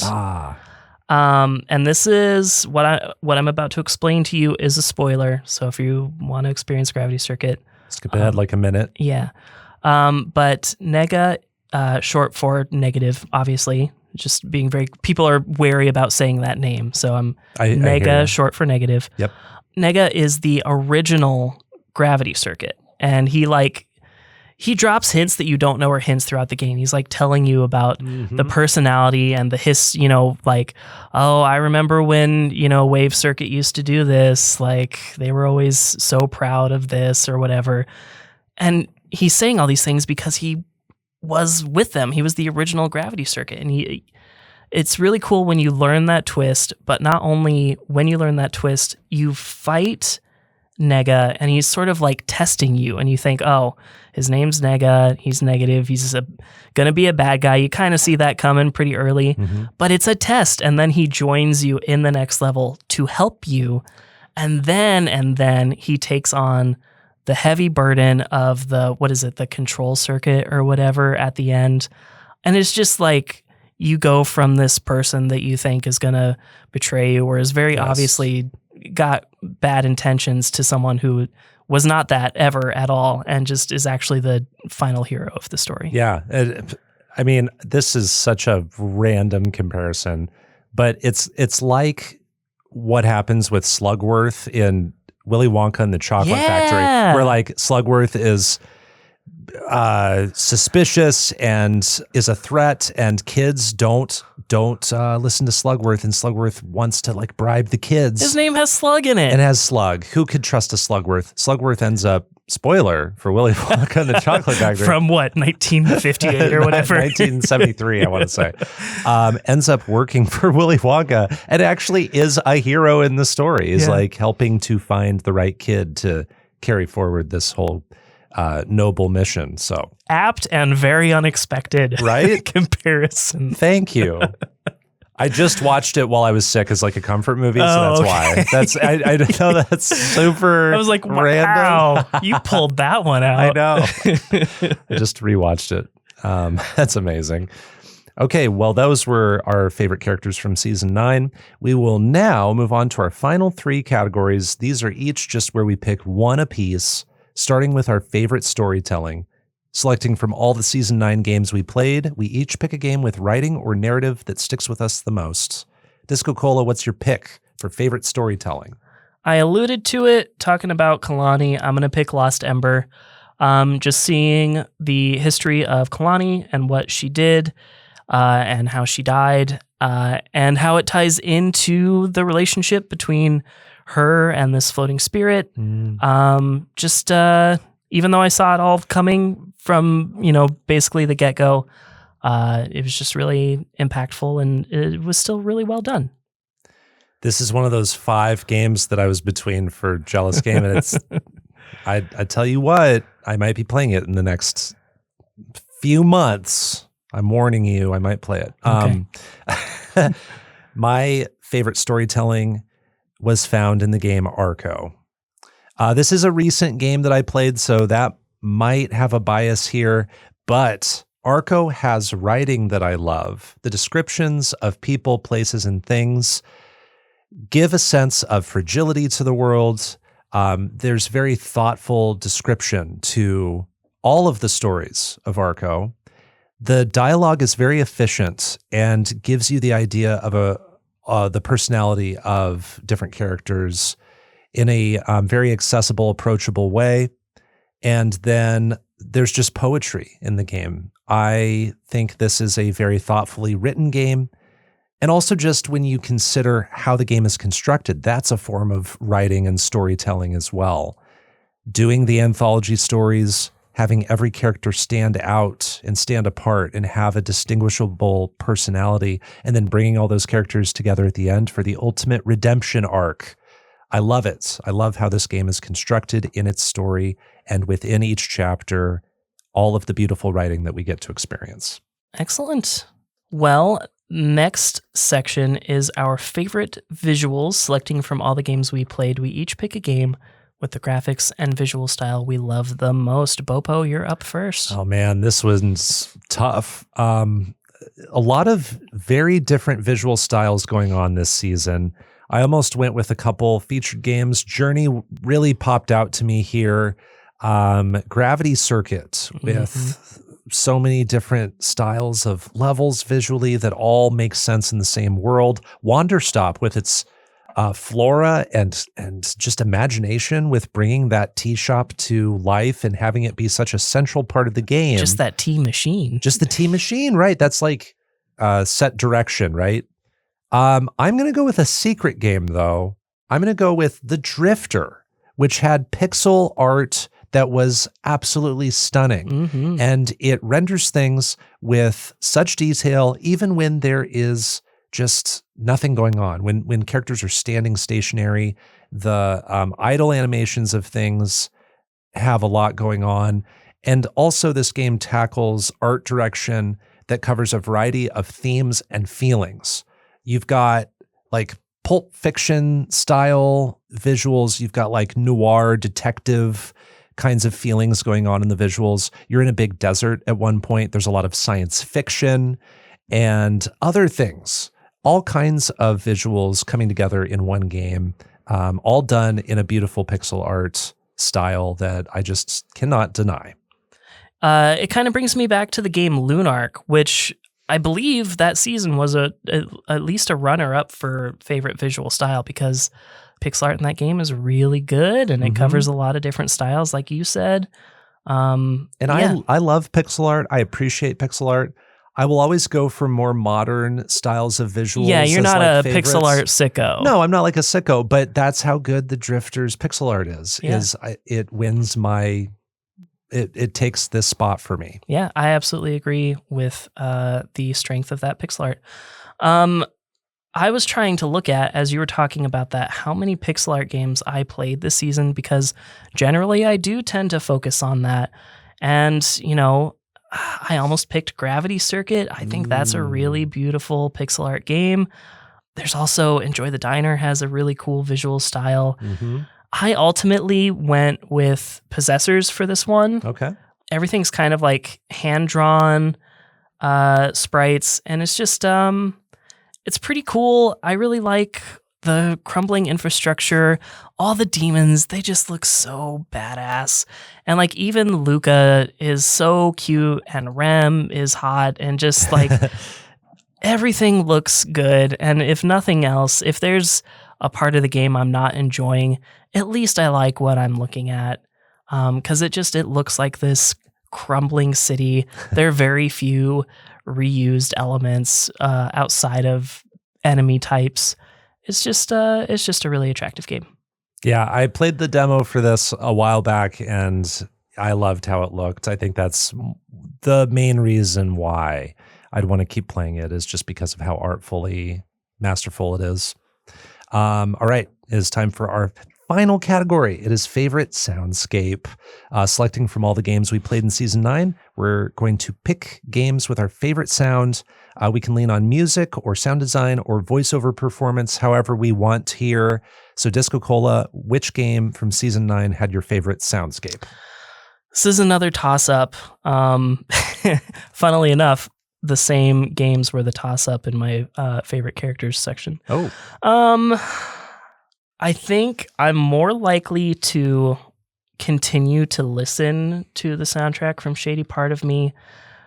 But if I'm honest, like the voice acting did get to be a little bit much at times. So I think I'm going to go with my other pick. I'm going to go with Gravity Circuit. Okay.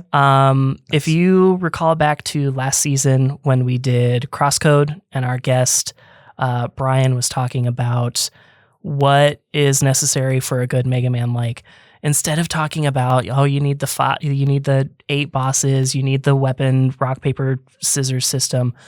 One of the things that he said was like, you need really good music. And let me tell you, Gravity Circuit has amazing music. It's like a chiptune-y, sort of soundtrack. But man, it rocks and it goes hard. And like some of those tracks are just balls to the wall in ways that you wouldn't think are possible with this, chiptune-y sounding instrumentation. But it goes for it, man. It's really good. That is and awesome. Just like the feedback from all the sound effects, bonking them sounds great. Throwing your shield at a guy and then throwing that guy at the ball and then throwing the ball at another guy. Yes. It sounds good. Go bonk 'em. Go bonk 'em. Go bonk 'em to this awesome soundtrack. I agree. It's so good. I ended up going with one of my secret games here. For favorite soundscape, I'm going with Wheel World, simply because I love the soundtrack of this game. The original soundtrack from Orion, Johnny Jewel, and June is such great synthwave music that is just super chill. It's cool. It feels great to race on a bicycle to this music. It makes me want to just keep doing races. Honestly, like just doing the races by themselves, that might get a little exhausting. I think the music genuinely propelled me to want to do more races in a single play session of this game. Like I would just want to race primarily to like get completion and try a new track. But a big part of that too was listening to this music. That's always been a draw for me in like back in the day, Need for Speed games, SSX games. Probably Tony Hawk, even though you're not racing. Exactly. Tony Hawk, like the sense of movement. Like I just want to keep skating around to this hip hop music, to this punk music, to this garage rock music. And here, this music is perfect for this world. and it just makes me want to keep playing it. So I need to re-listen to the soundtrack for sure. Well, if there's one thing I know about Wheel World, it's that the music is good. And the way you describe that, propelling that drive to play, is reminding me of things I never thought about before with Desert Child and Bomb Rush Cyberfunk. I think Bomb Rush Cyberfunk is inherently fun, personally, but like Desert Child, maybe not so much. And if it wasn't for the music, maybe I wouldn't love that game as much. Interesting. Yeah. So sometimes I have to think about that. Like, I loved the soundscapes of so many games, but which soundscapes actually elevated the game to being more enjoyable? Sometimes that does crop up. Mm-hmm. That's really cool that a soundtrack can do that. All right. Well, those were all of our categories for awards and things and reflection for season 9. DiscoCola, well done. Again, Congratulations. Congratulations to you. You made it. Looks like we made it. That's not the first time you sang that this season. I know. It's been an earworm for me for many months, actually. It's so random. Anyway. Karaoke song. Imagine that as your like go-to karaoke song. Maybe it will be now. I still have never sang karaoke. Me either. I've been to a karaoke night one time with our old friend Katie. But I did not sing. I've never even done that. I've never even like been in the presence of it. So yeah. I don't like people to observe my body basically at any time. I thought you were going to say I don't like people observing my singing, but I'll sing behind the microphone like in this setting. Sure. I've sang before. That's true. Yeah. But I would never do it when people can lay eyes on me. It's hard. It's a hard thing to do, I imagine. I haven't done it. I can't speak from experience, but yeah. But anyway, that's our season 9 recap and reflection. We will now move on to the next part of our episode, which is planning the featured games for season 10. What's gonna happen next in the show? What's gonna happen next in the show?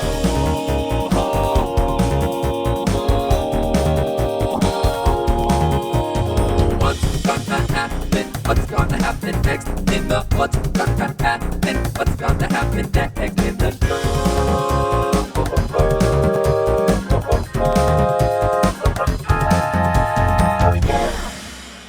So this will be a slightly messy and informal process.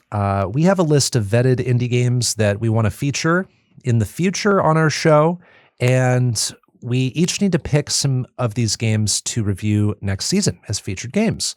We've come prepared with picks we want, but we don't know each other's picks. So we might negotiate, we might swap some things out. For any guests we have planned for our next season, we have already picked games to review with them privately by this point. So we'll share about those momentarily. And mainly we want to aim for diversity with our featured games.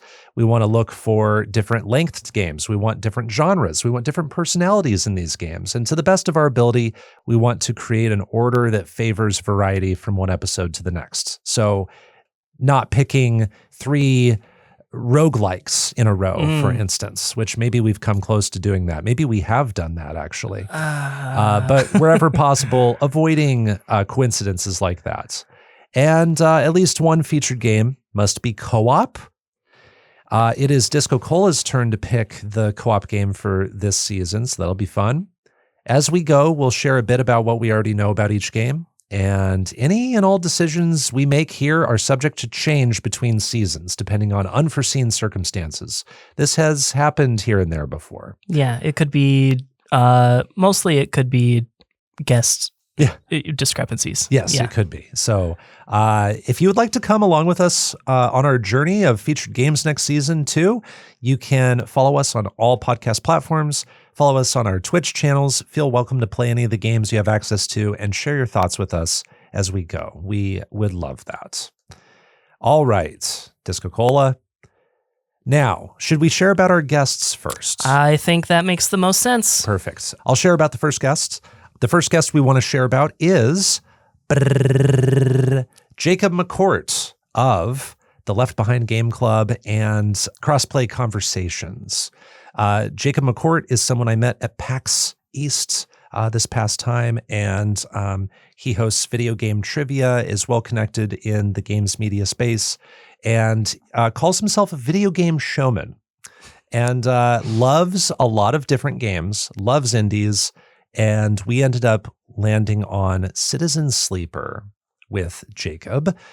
Citizen Sleeper's Steam page says, role-playing in the ruins of interplanetary capitalism, live the life of an escaped worker washed up on a lawless station at the edge of an interstellar society. Inspired by the flexibility and freedom of TTRPGs, explore the station, choose your friends, escape your past, and change your future. TTRPGs, okay. This game is maybe not playing the way I expected. Yeah, maybe not. Do you want to share about one of our other guests? So one of our other guests is a local friend of ours. We're going to be introducing you to some of our local friends over the next couple seasons. And we're going to start with maybe our oldest mutual friend. We will be introducing you to our friend Alma, as well as one of her partners, Emery. And we will be playing the game Signalis.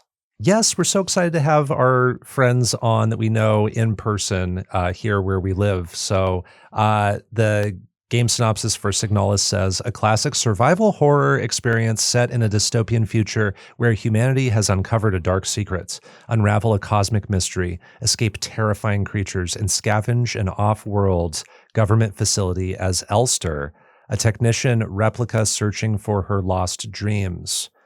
So many times when I've talked to Alma and Emery, they've mentioned Signalis, and they're like, have you talked about Signalis yet? Have you played it? And I always say, no, we're going to maybe play it someday. Like we want to. And they just speak so highly of it. Mm-hmm. So this is the right game for them. I've played a lot of games with Alma, but they're very rarely indie. So this is the one. This is the draw to get our friends in here. Oh my gosh. Okay, sweet. And speaking of duos, we have another duo appearance, guest-wise. We will have the Date With Us co-hosts, Claire and Kenesha. Date With Us is a dating sim podcast that I recently guested on, and we're going to have them on to talk about Dispatch. Dispatch released last year, and it is a superhero workplace comedy where choices matter, manage a dysfunctional team of misfit heroes, and strategize who to send to emergencies around the city, all while balancing office politics, personal relationships, and your own quest to become a hero. All episodes out now. So, yeah, it was fun nailing down Dispatch with Claire and Kenesha. And if I may read a message, I think it came down to this game and another game. And Claire was like, I could go either way, but also would really be down with having a reason for Kenesha to get to play Dispatch. And Kenesha was like, okay, yes, I want to do Dispatch. So that's how we narrowed down. So I'm very excited to finally get to this game.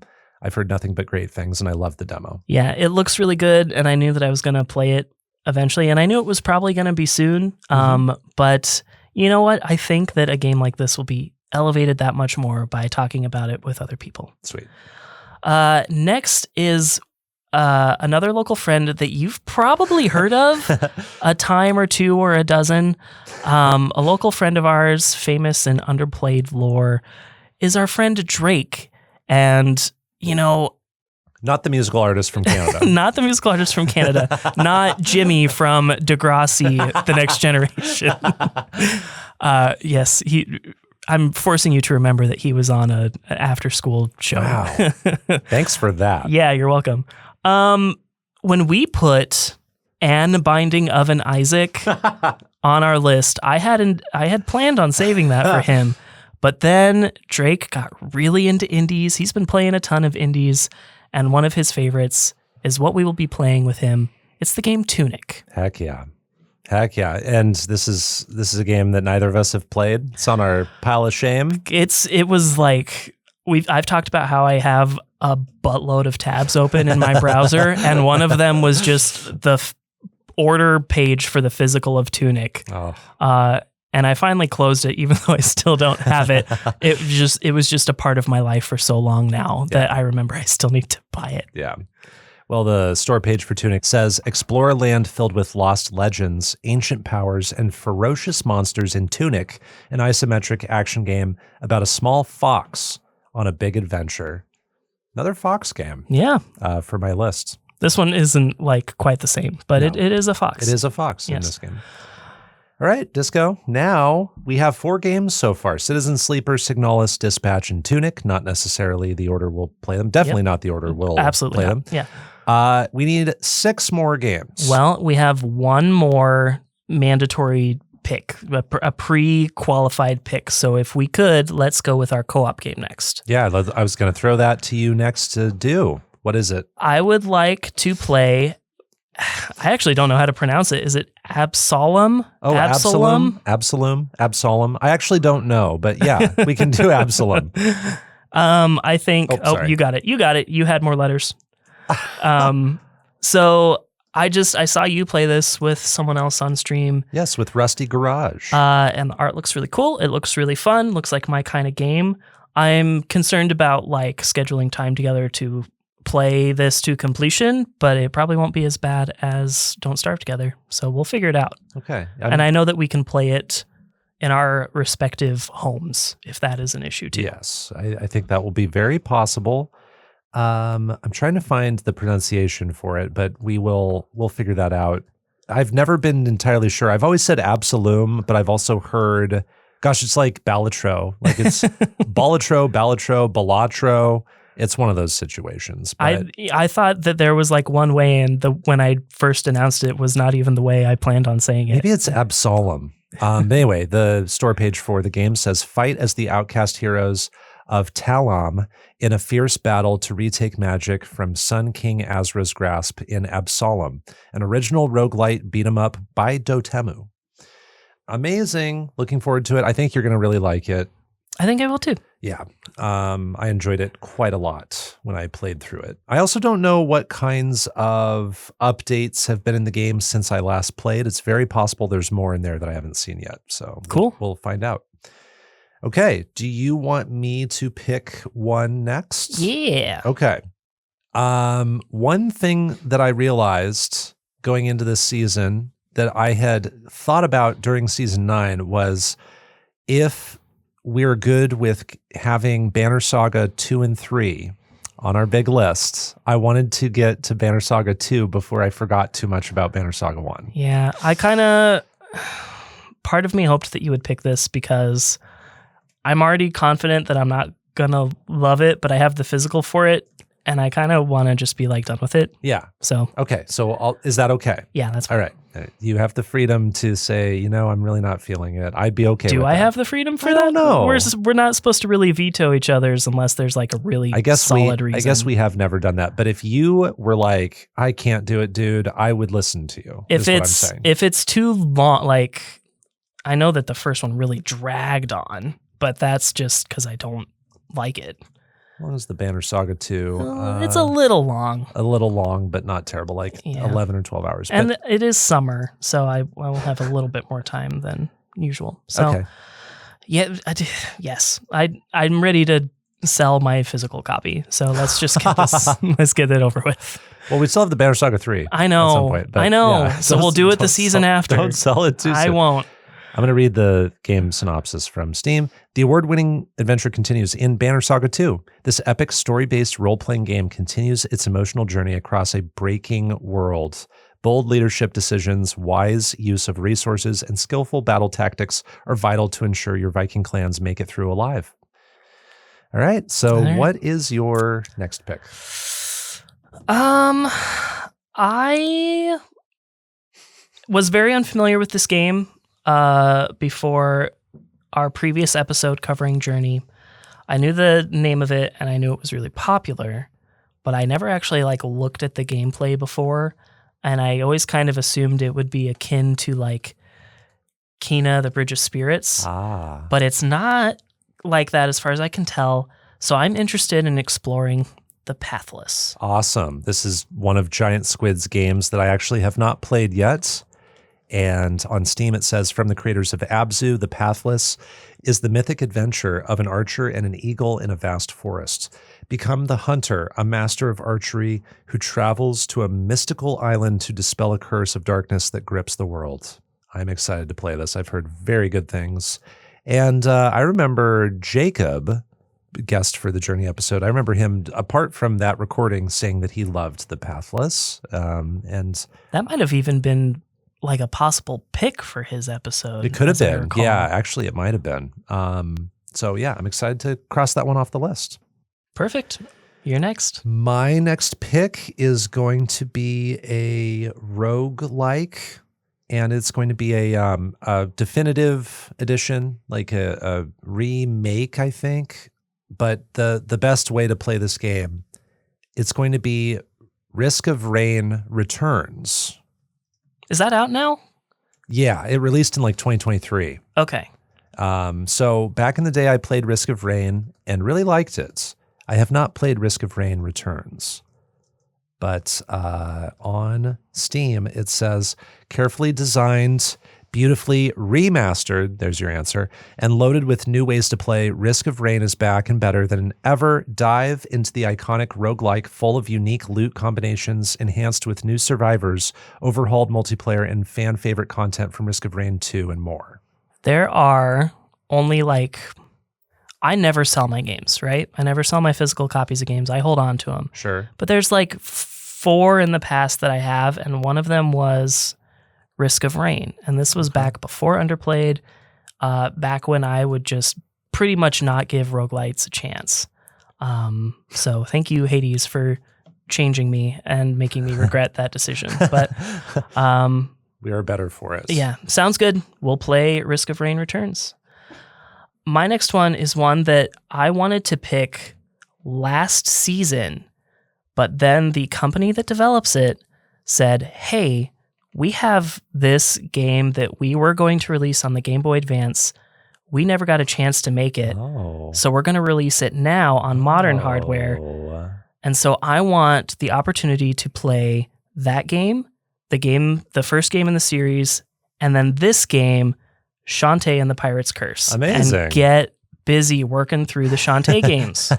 Awesome. I've only played Risky's Revenge, which I think is one of the earlier ones. Right. Myself. I have played Half Genie Hero, and I haven't played any of the rest, but I have all of them. Okay. And now that I have in hand the Game Boy Advance one that never came out, I'm ready to get this on the list. Awesome. So this is the only Shantae game on our big list, Shantae and the Pirate's Curse. Yes, but you can look forward to Shantae in several secret game spots. Okay, perfect. So I know what I'm not picking for. I might actually be really mad if you did. That would be crazy. I'd be wild for that.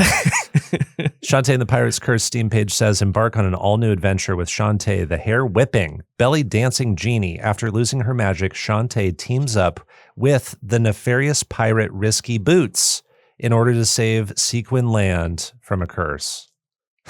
I'm so excited. All right, and then my last pick, I'm going to go with, let me see how we're representing certain genres here. I'm going to go with a game that has almost been picked by several guests in the past, and I'm just going to have us play it. It is a game made by a development team that just released a big hit called Mixtape. This is their first game, or their previous game, called The Artful Escape. I'm really stoked. I almost picked that instead of The Pathless. Awesome. Okay, so The Artful Escape on Steam says, a teenager guitar prodigy sets out on a psychedelic journey to inspire his stage persona and confront the legacy of a dead folk legend, starring voice performances by Michael Johnston, Caroline Kinley, Lena Headey, Jason Schwartzman, Mark Strong, and Carl Weathers. Interesting.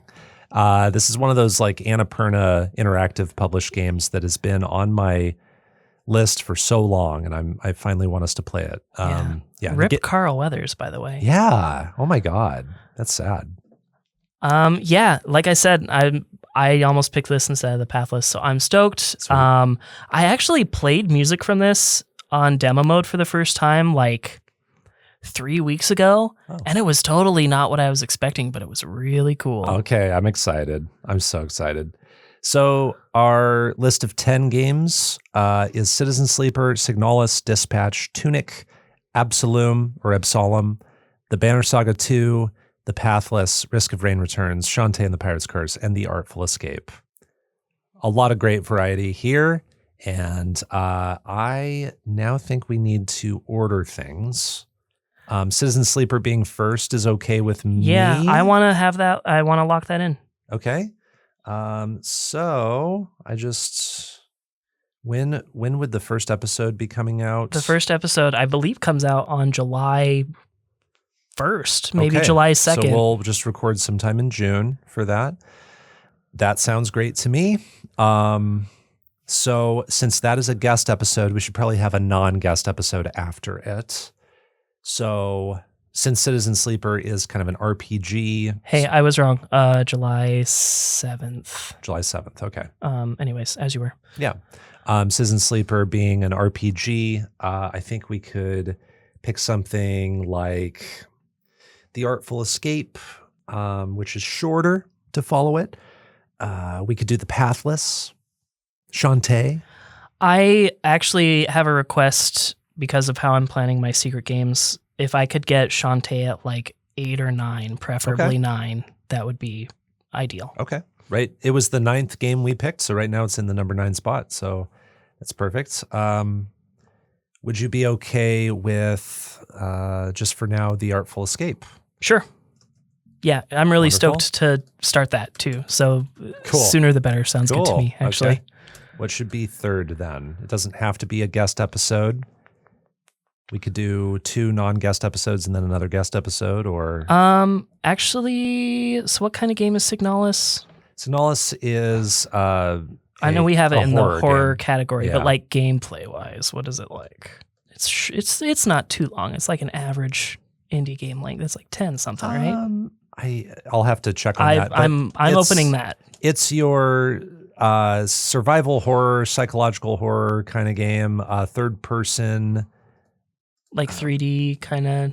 Yeah, it looks like maybe 2.5D for a lot of it. Oh, okay. I wouldn't mind, getting another guest in there. So Okay. I Signalis. say Signalis. Perfect. I'll check in with Alma to make sure they're not like out of town or something. Yeah, it should work. Well, then after Signalis, So here's something. Looking at the calendar, it looks like the first 2 episodes come out in July, and then the second 2, of course, would be August. Do we have a third one? No. If we could get to Abo Solum during summer, that would be ideal. oh, okay. And so if we could play that maybe a little bit earlier than we usually do the co-op game. Okay, Absalom at 4. Either 4 or 5. Okay. 5 might be better actually, but Okay. What should go before it? let me look at how long Risk of Rain is. Also, maybe that's where we could put Banner Saga so that I have a little bit more time to play it. I'm good with that. Risk of Rain returns roughly 7.5 hours. Banner Saga 2 is going to be like 10 and a half, 11. Yeah. So if I could play that during the summer, that might be better too. Okay, Banner Saga 2. Okay. Banner Saga 2 and then Absalom. And then we should probably do, I'm thinking we should probably do Dispatch after that. Okay. With Claire and Kanisha. Yeah. Then Tunic probably wouldn't follow that right after. We would do The Pathless or Risk of Rain Returns. Doesn't matter to me. Yeah, I could do either one.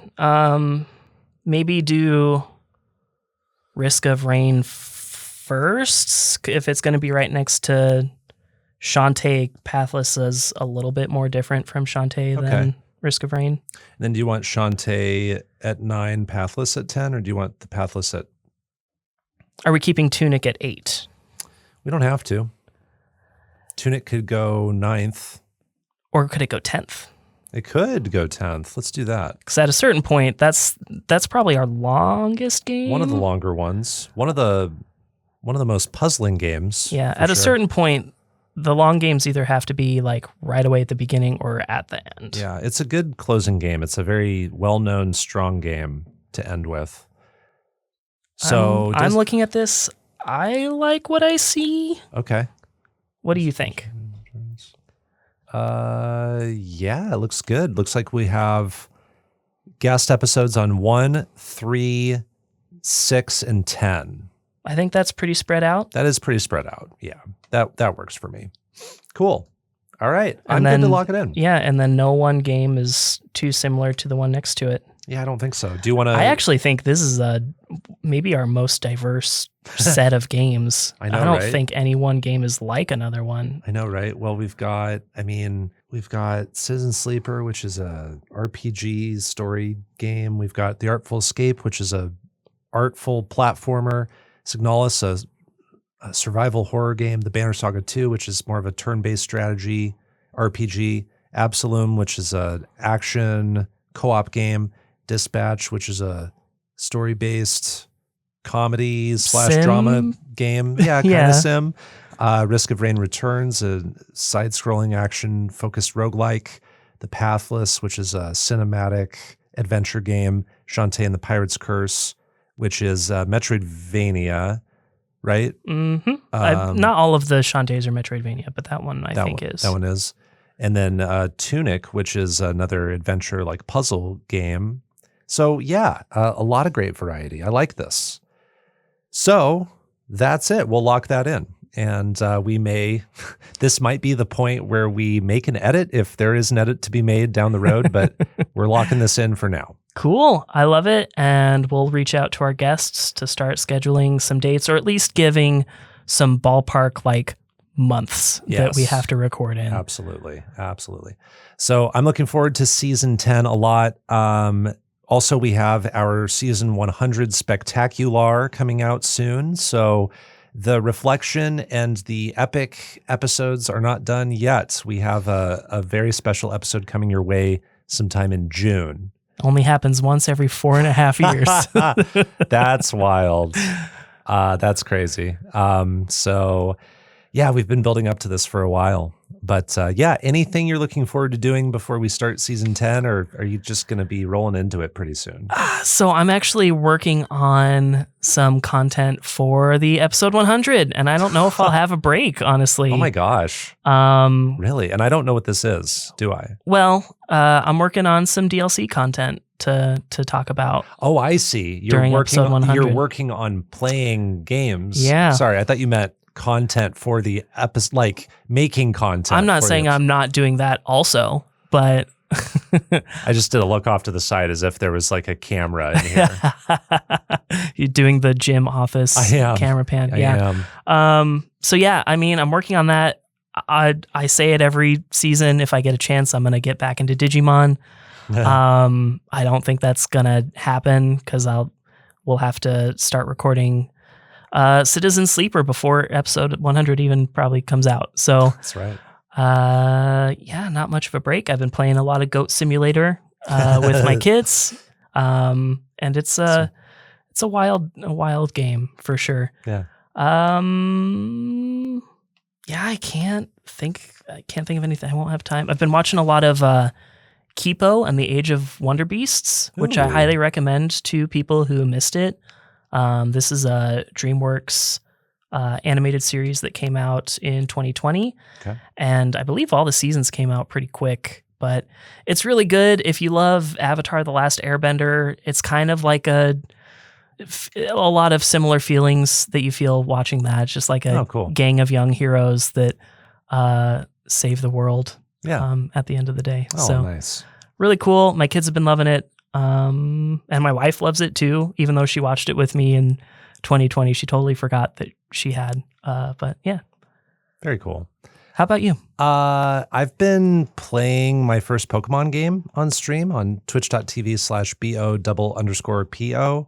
I've been playing Pokemon Legends Arceus, and this was an incentive unlocked during a charity raid train stream-a-thon that I did with some friends benefiting Trans Lifeline.